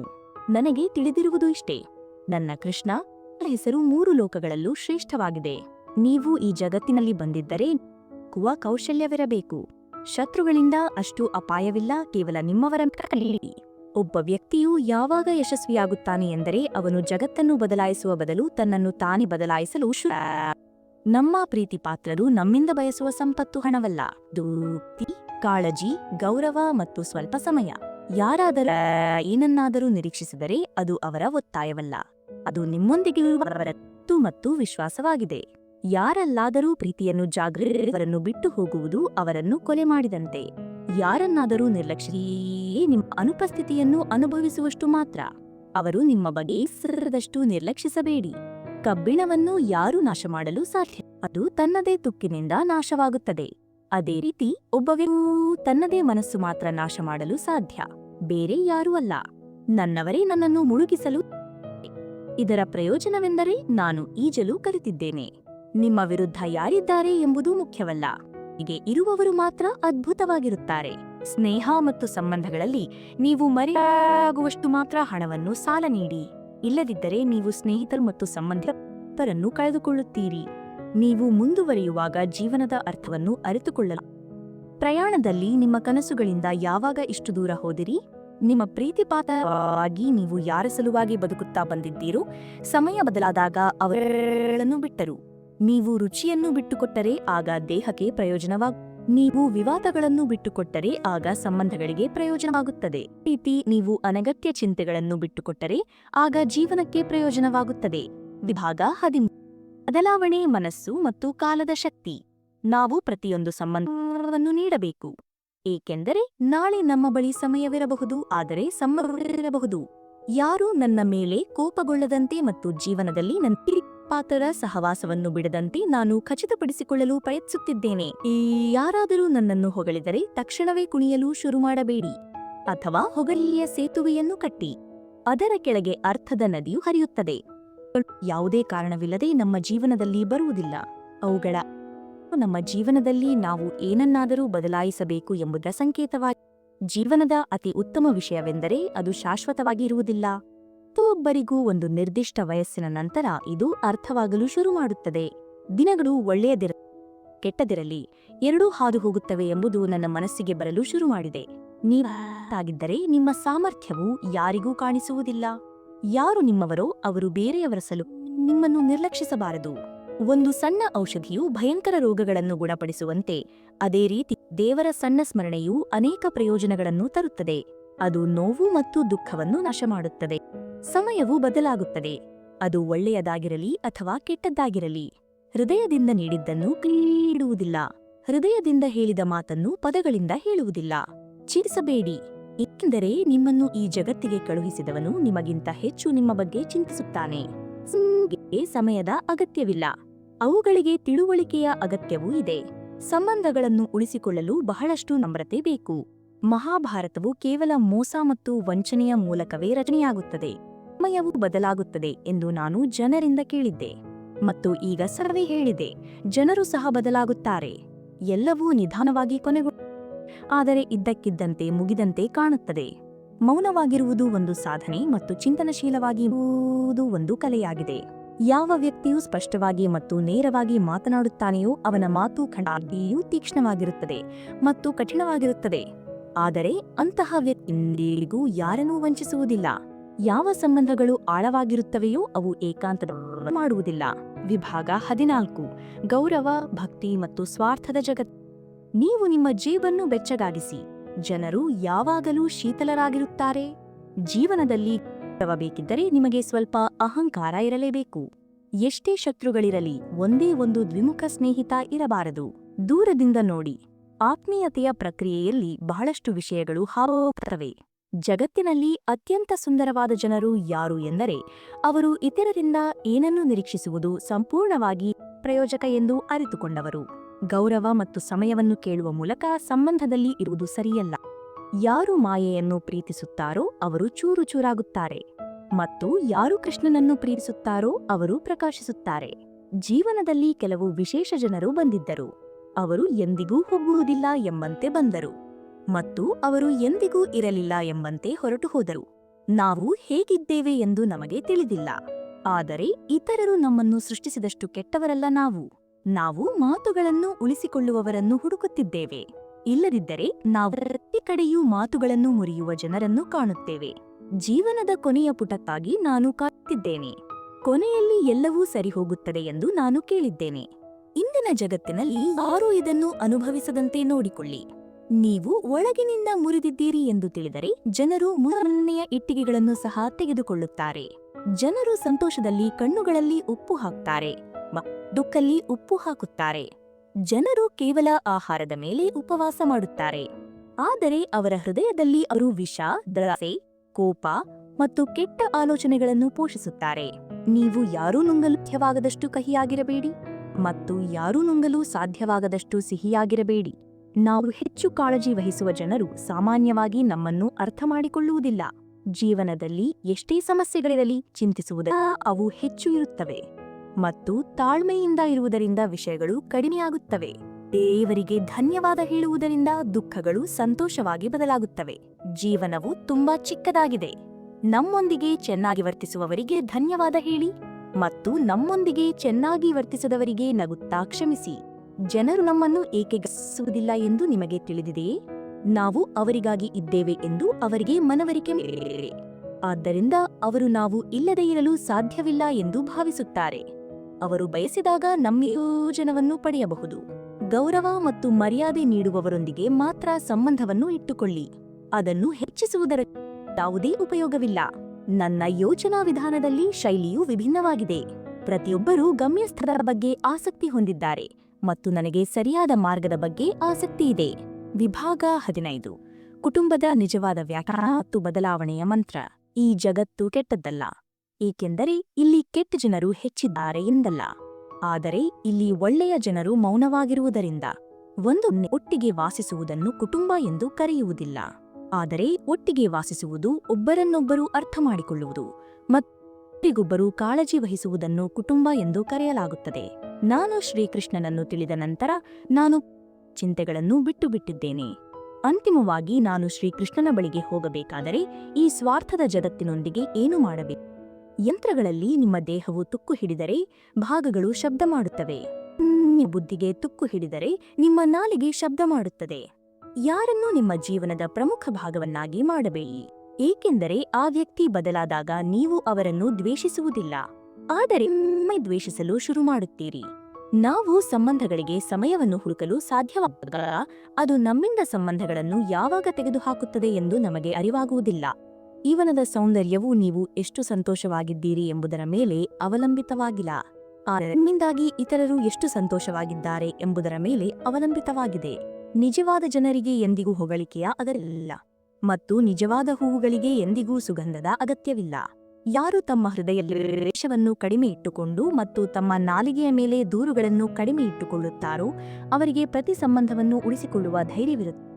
ಅವರು ಮಾತ್ರ ಶ್ರೇಷ್ಠ ಮನುಷ್ಯರು. ವಿಭಾಗ 16. ನಿರಂತರ ಚಲನ ಮತ್ತು ಬದುಕುವ ಕಲೆ. ನಿಮಗೆ ಹಾರಲು ಸಾಧ್ಯವಾಗದಿದ್ದರೆ ಓಡಿ, ನಿಮಗೆ ಓಡಲು ಸಾಧ್ಯವಾಗದಿದ್ದರೆ ನಡೆ, ನಿಮಗೆ ನಡೆಯಲು ಸಾಧ್ಯವಾಗದಿದ್ದರೆ ತೆವಳು. ಯಾವಾಗಲೂ ಮುಂದೆ ಸಾಗುತ್ತಲೇ ಇರಿ. ಅದೃಷ್ಟವು ನಿಮ್ಮನ್ನು ಗೊಂಬೆಗಳಂತೆ ಆಡಿಸುತ್ತದೆ.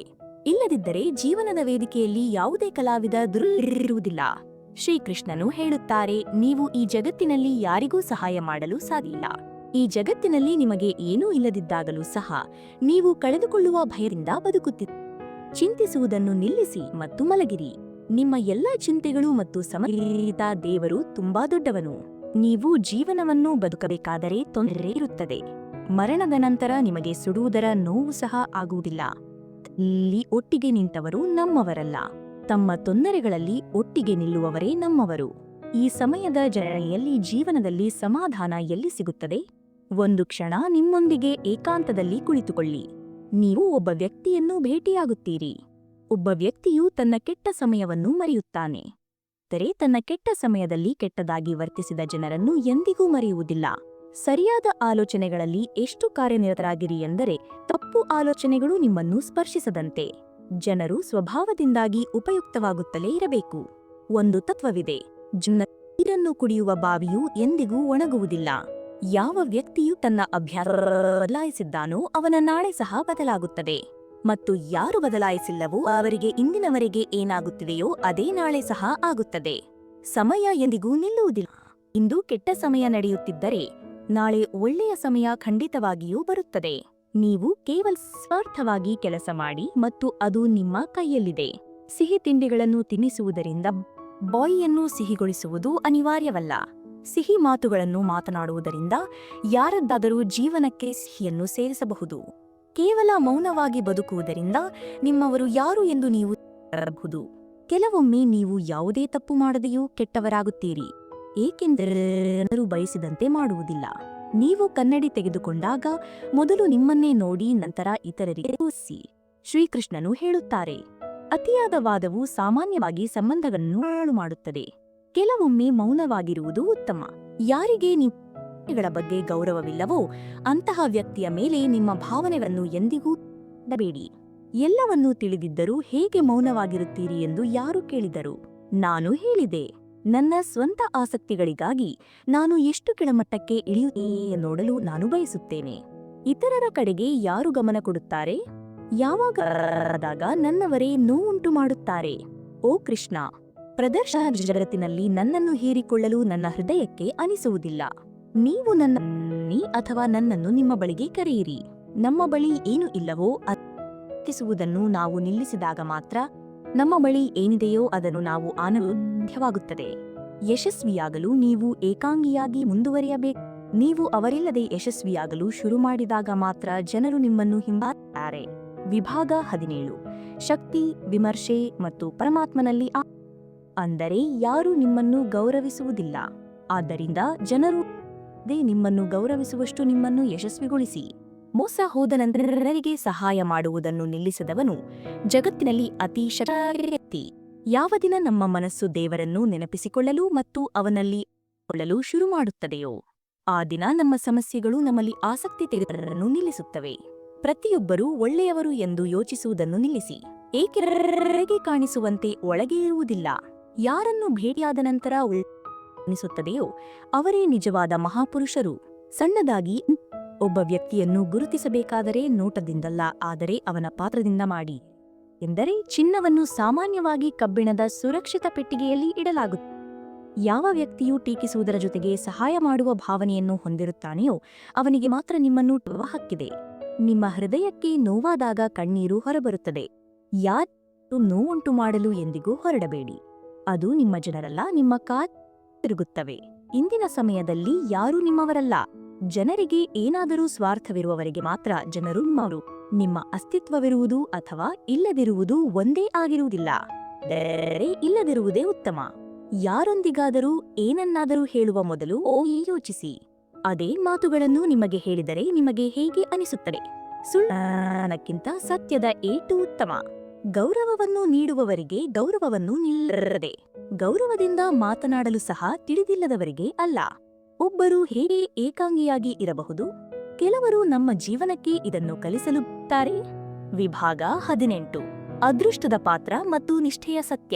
ಇತ್ತೀಚಿನ ದಿನಗಳಲ್ಲಿ ಜನರು ಹೃದಯದಿಂದಲ್ಲ, ಅಗತ್ಯದಿಂದ ಸಂಬಂಧಗಳನ್ನು ಮಾಡುತ್ತಾರೆ. ಹೊಸ ಜನರು ಸಹ ಹಳೆಯವರಿಗಿಂತ ಹೆಚ್ಚು ನಿಷ್ಠರಾಗಿ ಕಂಡುಬರುತ್ತಾರೆ. ಕೆಟ್ಟ ಅದೃಷ್ಟದ ಜನರು ಸ್ವಲ್ಪ ಕೆಟ್ಟದಾದಾಗ ದೇವರನ್ನು ಶಪಿಸುತ್ತಾರೆ. ಒಳ್ಳೆಯ ಅದೃಷ್ಟದ ಜನರು ಸ್ವಲ್ಪ ಒಳ್ಳೆಯದಾಗಲು ದೇವರನ್ನು ಧನ್ಯವಾದ ಹೇಳುತ್ತಾರೆ. ಶ್ರೀಕೃಷ್ಣನು ಹೇಳುತ್ತಾರೆ, ಊಸರವಳಿಯಂತೆ ಜನರು ಎಂದಿಗೂ ನಿಷ್ಠರಾಗಿರುವುದಿಲ್ಲ. ಅದಕ್ಕಾಗಿಯೇ ಪದೇ ಪದೇ ತಮ್ಮ ಮನೆಯಿಂದಿರುಗುವ ವ್ಯಕ್ತಿಯನ್ನು ಎಂದಿಗೂ ನಂಬಬೇಡಿ. ಒಬ್ಬ ವ್ಯಕ್ತಿಯ ಅತಿ ದೊಡ್ಡ ಸೋಲು ಯಾವುದು ಎಂದರೆ ಅವನು ಸರಿಯಾಗಿದ್ದರೂ ಸಹ ತಪ್ಪು ಜನರ ಮುಂದೆ ತಲೆಬಾಗಿದಾಗ. ವ್ಯಕ್ತಿಯು ತಾನಾಗಿಯೇ ಬದಲಾಗುವುದಿಲ್ಲ. ಜೀವನದಲ್ಲಿ ಕೆಲವು ಸಂದರ್ಭಗಳಿಂದಾಗಿ ಜನರು ತಹವರಾಗುತ್ತಾರೆ. ಅವರು ನಮ್ಮನ್ನು ಬದಲಾಯಿಸಲು ಒತ್ತಾಯಿಸುತ್ತಾರೆ. ಸತ್ಯವೇನೆಂದರೂ ಬದಲಾಗುವುದಿಲ್ಲ. ಸತ್ಯವೇನೆಂದರೆ ಮುಖವಾಡಗಳು ಕಳಚಿ ಬೀಳುತ್ತವೆ. ಯಾವಾಗ ಅನ್ಯಾಯವನ್ನು ಅನುಭವಿಸಿದ ವ್ಯಕ್ತಿಯು ನಗುತ್ತಾನೆಯೋ ಆಗ ದೇವರು ಆ ವ್ಯಕ್ತಿಯ ಮೇಲೆ ಸೇಡು ತೀರಿಸಿಕೊಳ್ಳುತ್ತಾನೆ. ತಪ್ಪು ಜನರನ್ನು ಅದು ನಮ್ಮ ಮೇಲೆ ಪ್ರಭಾವ ಬೀರುತ್ತದೆಯೋ ಇಲ್ಲವೋ ಎಂಬುದು ಮುಖ್ಯವಲ್ಲ. ಆದರೆ ವಾದ ವ್ಯಕ್ತಿಯನ್ನು ನಿರ್ಲಕ್ಷಿಸುವುದು ನಮ್ಮ ಇಡೀ ಜೀವನವನ್ನು ಆಲೋಚಿಸಲು ಒತ್ತಾಯಿಸಬಹುದು. ನಗರದಲ್ಲಿ ಜನರ ಹಣ ಮಾತನಾಡುತ್ತದೆ. ಹಳ್ಳಿಗಳಲ್ಲಿ ಜನರ ಮನಸ್ಸು ಮಾತನಾಡುತ್ತದೆ. ಜೀವನದ ಗದ್ದಲದಲ್ಲಿ ಇತರರನ್ನು ಮೆಚ್ಚಿಸಲು ಪ್ರಯತ್ನಿಸುವಾಗ ನೀವು ನಿಮ್ಮ ಸ್ವಂತ ಎತ್ತುಕೊಳ್ಳಬಹುದು ಎಂಬುದನ್ನು ನೆನಪಿಡಿ. ಕೋಪಗೊಳ್ಳಬೇಡಿ. ಮನೆಯು ದೊಡ್ಡದಾಗುವುದೇ ಇರುವುದಿಲ್ಲ. ಮನಸ್ಸು ದೊಡ್ಡದಾದಾಗ ಒಟ್ಟಿಗೆ ಇರುತ್ತದೆ. ಪ್ರಶ್ನೆ ಬಂದಾಗ ನೀವು ಪ್ರೀತಿಯನ್ನು ಬಿಡಬೇಕು. ಜೀವನದಲ್ಲಿ ಮುಂದೆ ನೀವು ಹಿಂದೆ ಸರಿಯಬೇಕು. ಗೌರವ ಮತ್ತು ಸಮಯ ಸಹ ಅದ್ಭುತವಾಗಿದೆ. ಯಾರಿಗೆ ನೀವು ಮೌಲ್ಯ ನೀಡುತ್ತೀರೋ ಅವರು ನಿಮಗೆ ಸಮಯ ನೀಡುವುದಿಲ್ಲ. ಸಮಯವನ್ನು ನೀಡುತ್ತಾರೋ ಅವರು ನಿಮ್ಮನ್ನು ಗೌರವಿಸುವುದಿಲ್ಲ. ನಿಮ್ಮ ಬಗ್ಗೆ ಹೆಚ್ಚು ಕಾಳಜಿ ವಹಿಸುವವರೊಂದಿಗೂ ನಿರ್ಲಕ್ಷಿಸಬೇಡಿ. ಇಲ್ಲದಿದ್ದರೆ ಒಂದು ದಿನ ನೀವು ಅರಿತುಕೊಳ್ಳುತ್ತೀರಿ, ಕಲ್ಲುಗಳನ್ನು ಸಂಗ್ರಹಿಸುವಾಗ ಒಂದು ವಜ್ರವನ್ನು ಕಳೆದುಕೊಂಡಿದ್ದೀರಿ ಎಂದು. ಒಂದು ವೇಳೆ ಸಾಧ್ಯವಿಲ್ಲ ಎಂದು ಹೇಳಿ. ಯಾರಿಗಾದರೂ ಕಾಯಬೇಡಿ. ಈ ಜಗತ್ತಿನಲ್ಲಿ ನೀವು ಅವರನ್ನು ಎಷ್ಟೇ ಪ್ರೀತಿಸಿದರೂ ಮತ್ತು ಗೌರವಿಸಿದರೂ ಅವರು ನಿಮ್ಮನ್ನು ಮೋಸ ಮಾಡುತ್ತಾರೆ. ಏಕೆಂದರೆ ನೀವು ಜನರ ಸ್ವಭಾವವನ್ನು ಎಂದಿಗೂ ಬದಲಾಯಿಸಲಾರ. ಅವರ ವರ್ತಮಾನವನ್ನು ನೋಡಿ ಯಾರನ್ನೂ ಗೇಲಿ ಮಾಡಬಾರದು.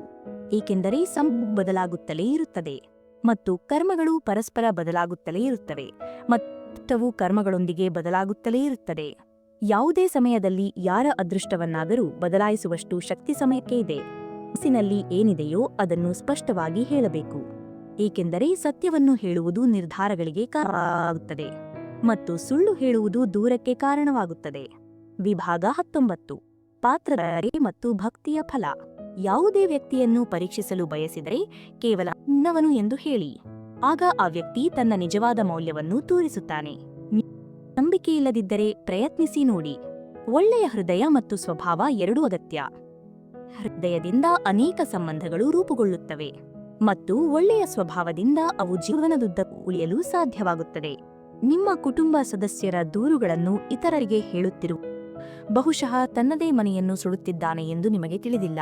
ದುಃಖಗಳ ನಡುವೆಲ್ಲರೂ ತಮ್ಮಲ್ಲಿ ವಿಶ್ವಾಸವನ್ನು ಇಟ್ಟುಕೊಳ್ಳುವುದನ್ನು ನೋಡಿದಾಗ ದೇವರು ಸಂತೋಷಪಡುತ್ತಾನೆ ಮತ್ತು ನಿಮ್ಮ ಪ್ರತಿಯೊಂದು ನಂಬಿಕೆಯ ಮೌಲ್ಯವನ್ನು ಸಮಯ ಬಂದಾಗ ನಾವು ಖಂಡಿತವಾಗಿಯೂ ನೀಡುತ್ತೇವೆ. ಒಳ್ಳೆಯ ಬರವಣಿಗೆ ಮಾತ್ರ ಅದ್ಭುತವಲ್ಲ, ಓದುಗರು ಸಹ ಬುದ್ಧಿವಂತರಾಗಿರಬೇಕು. ಹಣ ಹತ್ತಿರವಿರುವುದು ಮಾತ್ರ, ಶಕ್ತಿ ಎಂದರೆ ಕೈಯಲ್ಲಿ ಇರುವುದು. ಮತ್ತು ನಾವು ನಮ್ಮೊಂದಿಗೆ ಒತ್ತಡ, ಚಿಂತೆ ಮತ್ತು ನಕಾರಾತ್ಮಕ ಆಲೋಚನೆಗಳಿಂದ ದೂರವಿರುವುದು ಮುಖ್ಯ, ಏಕೆಂದರೆ ಕ್ರಮೇಣ ಒಬ್ಬ ವ್ಯಕ್ತಿಯನ್ನು ದುರ್ಬಲಗೊಳಿಸುತ್ತಾರೆ. ವಿಭಾಗ 20 ಸಮಯ, ಅದೃಷ್ಟ ಮತ್ತು ಜಾಣ್ಮೆ.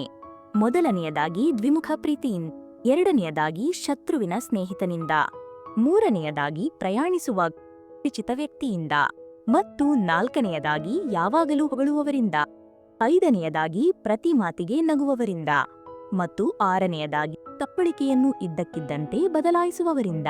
ಶ್ರೀಕೃಷ್ಣನು ಆ ವ್ಯಕ್ತಿಗೆ ಹೇಳುತ್ತಾರೆ, ಸಮಯವು ಎಂದಿಗೂ ಸಾಕ್ಷಿ ಅಥವಾ ಪುರಾವೆಯನ್ನು ಕೇಳುವುದಿಲ್ಲ, ಅದು ನೇರವಾಗಿ ಉಚ್ಚರಿಸುತ್ತದೆ ಎಂಬುದನ್ನು ನೆನಪಿಡಿ. ಸಂಕಲ್ಪಗಳು ಬಲವಾದಾಗ ಅದೃಷ್ಟವು ಬದಲಾಗುತ್ತದೆ, ಇಲ್ಲದಿದ್ದರೆ ಅದೃಷ್ಟವನ್ನು ದೂಷಿಸುವುದರಲ್ಲಿ ಜೀವನವು ವ್ಯರ್ಥವಾಗುತ್ತದೆ. ಜೀವನದ ಸಂಗಾತಿ ನಮ್ಮ ದೇಹ ಮತ್ತು ಆತ್ಮ. ಇದು ನಿಮ್ಮೊಂದಿಗೆ ಇಲ್ಲದಿದ್ದರೆ ನಿಮ್ಮ ಹತ್ತಿರ ಇಲ್ಲ. ಕೆಲವು ಸಮಯದ ನಂತರ ಪ್ರತಿಯೊಬ್ಬರೂ ಅಪರಿಚಿತರಾಗುತ್ತಾರೆ. ಯಾರನ್ನಾದರೂ ಜೀವನದುದ್ದಕ್ಕೂ ನಿಮ್ಮವರು ಎಂದು ಪರಿಗಣಿಸುವುದು ಒಂದು ಭ್ರಮೆ. ನಿಮ್ಮ ಪ್ರೀತಿಗಿಂತ ನಿಮ್ಮ ನೆನಪುಗಳು ಉತ್ತಮ. ಅವು ನಿಮ್ಮನ್ನು ಅಳಿಸುತ್ತವೆ, ಆವಾಗಲೂ ನಿಮ್ಮೊಂದಿಗೆ ಇರುತ್ತವೆ. ಇಂದಿನ ಜಗತ್ತಿನಲ್ಲಿ ಹಿತೈಷಿಗಳು ಹೀಗಿದ್ದಾರೆ. ನಿಮ್ಮ ಒಳ್ಳೆಯ ಅದೃಷ್ಟವನ್ನು ನೋಡಿ ಚಿಂತಿಸಲು ಶುರು ಮಾಡುತ್ತಾರೆ. ಪ್ರತಿಯೊಬ್ಬರನ್ನೂ ನಂಬಿ ಜಾಗರೂಕರಾಗಿರಿ, ಏಕೆಂದರೆ ಕೆಲವೊಮ್ಮೆ ನಿಮ್ಮ ಹಲ್ಲುಗಳು ಸಹ ನಿಮ್ಮ ನಾಲಿಗೆಯನ್ನು ಛೇದಿಸುತ್ತವೆ.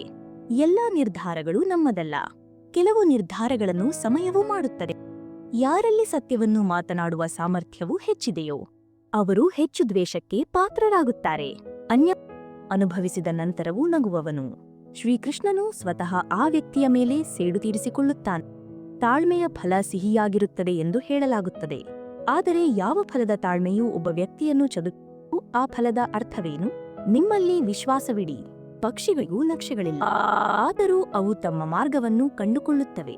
ನೀವು ಏಕಾಂಗಿಯಾಗಿದ್ದೀರಿ ಎಂದು ಯೋಚಿಕೆಯಲ್ಲಿಗೂ ದುರ್ಬಲರಾಗಬೇಡಿ, ಆದರೆ ನೀವೊಬ್ಬರೇ ಸಾಕು ಎಂದು ಯೋಚಿಸಿ ಯಾವಾಗಲೂ ದೃಢವಾಗಿ ನಿಲ್ಲಿರಿ. ವಿಭಾಗ 21 ಅಹಂಕಾರದ ಪಾಠ ಮತ್ತು ನಾಯಕನ ಲಕ್ಷಣ. ಜನರು ಇದರ ಚಿಂತಿಸುವುದಿಲ್ಲ. ನೀವು ಸಂತೋಷವಾಗಿದ್ದೀರೋ ಇಲ್ಲವೋ ಎಂಬುದು ಅವರಿಗೆ ಮುಖ್ಯವಲ್ಲ, ನೀವು ಅವರನ್ನು ಸಂತೋಷವಾಗಿ ಇಡುತ್ತೀರೋ ಇಲ್ಲವೋ ಎಂಬುದು ಮಾತ್ರ ಅವರಿಗೆ ಮುಖ್ಯ. ನಿಮ್ಮ ಹಿಂದೆ ಮಾತನಾಡುವ ಜನರು ನೀವು ಅವರಿಗಿಂತ 2 ಹೆಜ್ಜೆ ಇದ್ದೀರಿ ಎಂದರ್ಥ. ನಿಮಗೆ ಯಾರೂ ಇಲ್ಲ ಎಂದು ಅನಿಸಿದಾಗ ನೀವು ಬಯಸಿದರೆ ಆಕಾಶದ ಕಡೆಗೆ ನೋಡಿ. ಅಲ್ಲಿ ಏನಿದೆಯೋ ಅದು ಯಾವಾಗಲೂ ನಿಮ್ಮದಾಗಿತ್ತು ಮತ್ತು ಯಾವಾಗಲೂ ನಿಮ್ಮದೇ ಆಗಿರುತ್ತದೆ. ನೀವು ಎಂದಾದರೂ ಶತ್ರುವಿಗೆ ಸಹಾಯ ಮಾಡಬೇಕಾದರೆ ಹಿಂಜರಿಯಬೇಡಿ. ನಾವು ಹೃದಯದ ಜನರು. ಸೇಡು ತೀರಿಸಿಕೊಳ್ಳುವ ನಮ್ಮ ಹೃದಯದ ಕೆಲಸ. ಶಕ್ತಿ ಮತ್ತು ಹಣವು ಜೀವನದ ಫಲಗಳು, ಕುಟುಂಬ ಹಿತರು ಜೀವನದ ಬೇರುಗಳು. ನಾವು ಫಲವಿಲ್ಲದೆ ನಮ್ಮನ್ನು ನಡೆಸಲು ಸಾಧ್ಯ, ಆದರೆ ಬೇರಿಲ್ಲದೆ ನಾವು ನಿಲ್ಲಲು ಸಹ ಸಾಧ್ಯವಿಲ್ಲ. ಯಾವ ವ್ಯಕ್ತಿಯು ಎಲ್ಲರನ್ನೂ ಸಂತೋಷವಾಗಿ ಇಡಲು ಬಯಸುತ್ತಾನೋ ಅವನಿಗೆ ಸಾಮಾನ್ಯವಾಗಿ ಕೆಟ್ಟವೇ ಏಕೆ ಸಂಭವಿಸುತ್ತವೆ? ಶ್ರೀಕೃಷ್ಣನು ಹೇಳುತ್ತಾರೆ, ಅಹಂಕಾರವನ್ನು ಮಾಡಬೇಡಿ, ಯಾರಿಗಾದರೂ ಏನನ್ನಾದರೂ ನೀಡಬೇಡಿ. ನೀವು ನೀಡುತ್ತಿದ್ದೀರೋ ಅಥವಾ ಸಾಲವನ್ನು ಮರುಪಾವತಿಸುತ್ತಿದ್ದೀರೋ ಎಂದು ಯಾರಿಗೆ ಗೊತ್ತು? ಒಬ್ಬ ವ್ಯಕ್ತಿಯು ತಡುವ ಮೂಲಕ ಏನನ್ನಾದರೂ ಕಲಿಯುತ್ತಾನೆ ಎಂಬುದು ನಿಜ, ಆದರೆ ಅವನು ತನ್ನ ಜೀವನದ ಗುರಿಯುತ್ತಲೇ ಇರಬೇಕು ಮತ್ತು ನಾವು ಕಲಿಯುತ್ತಿದ್ದೇವೆ ಎಂದು ಹೇಳಬೇಕು ಎಂದರ್ಥವಲ್ಲ. ನಿಮ್ಮನ್ನು ಏಕಾಂಗಿಯಾಗಿ ಬಿಡುವವರಿಗೆ ಇದನ್ನು ಹೇಳಿ, ನೀವೊಬ್ಬರೇ ಸಾಕು ಎಂಬುದು ಮುಖ್ಯ. ಸಾಮ್ರಾಜ್ಯವನ್ನು ನಿರ್ಮಿಸಲು ನೀವು ನಿಮ್ಮ ಹೃದಯದಿಂದಲ್ಲ, ನಿಮ್ಮ ಮನಸ್ಸಿನಿಂದ ಆಡಬೇಕು. ಯುದ್ಧವನ್ನು ಗೆಲ್ಲಲು ಕೆಲವೊಮ್ಮೆ ನಿಮ್ಮ ಜೀವನವನ್ನು ಅಪಾಯಕ್ಕೆ ಸಿಲುಕಿಸಬೇಕು. ನಿಷ್ಠೆಯು ಪ್ರತಿ ಸಂಬಂಧದಲ್ಲಿ ಸಿಗುತ್ತದೆ. ಅದು ಮಾತುಗಳಿಗೆ ಬಂದಾಗ ತುಟಿಗಳ ಮೂಲಕ, ಅದು ಪ್ರದರ್ಶನಕ್ಕಾಗಿ. ಕೆಟ್ಟವರಾಗಿರುವುದಕ್ಕಿಂತ ಒಳ್ಳೆಯವರಾಗಿರುವುದು ಕೆಟ್ಟದು. ನೀವು ದೊಡ್ಡ ವಿಜಯವನ್ನು ಸಾಧಿಸಲು ಬಯಸಿದರೆ ಸಣ್ಣ ಸೋಲುಗಳಿಗೆ ಎಂದೂ ಹೆದರಬೇಡಿ. ಒಳ್ಳೆಯ ವ್ಯಕ್ತಿಯು ಕೆಟ್ಟವನಾಗುತ್ತಾನೆ ಯಾವಾಗ ಜಗತ್ತು ಅವನ ಒಳ್ಳೆಯತನವನ್ನು ಗೇಲಿ ಮಾಡುತ್ತದೆಯೋ. ನಾನು ನನ್ನೊಂದಿಗೆ ಸ್ನೇಹ ಮಾಡಿದಾಗ ನನ್ನಗಿಂತ ಉತ್ತಮವಾದ ಯಾರೋ ಇದ್ದಾರೆ ಎಂದು ನನಗೆ ತಿಳಿಯಿತು ಮತ್ತು ನನಗೆ ತಿಳಿದಿಲ್ಲ. ಶ್ರೀಕೃಷ್ಣನು ಹೇಳುತ್ತಾರೆ, ಇದು ಹಣದುಬ್ಬರದ್ದು. ಈಗ ಸಂಬಂಧಗಳು ಕೇವಲ ಲಾಭವನ್ನು ಮಾತ್ರ ನೋಡುತ್ತವೆ. ನಾವೇ ನಮ್ಮವರ ಹಾರದಲ್ಲಿ ಪೋಣಿಸಲ್ಪಟ್ಟವರು. ಸತ್ಯವನ್ನು ಹೇಳಿದರೆ ನಾವು ಅವರ ಹಾರದಲ್ಲಿ ಅತಿ ನಿಷ್ಪ್ರಯೋಜಕರಾಗಿದ್ದೆವು.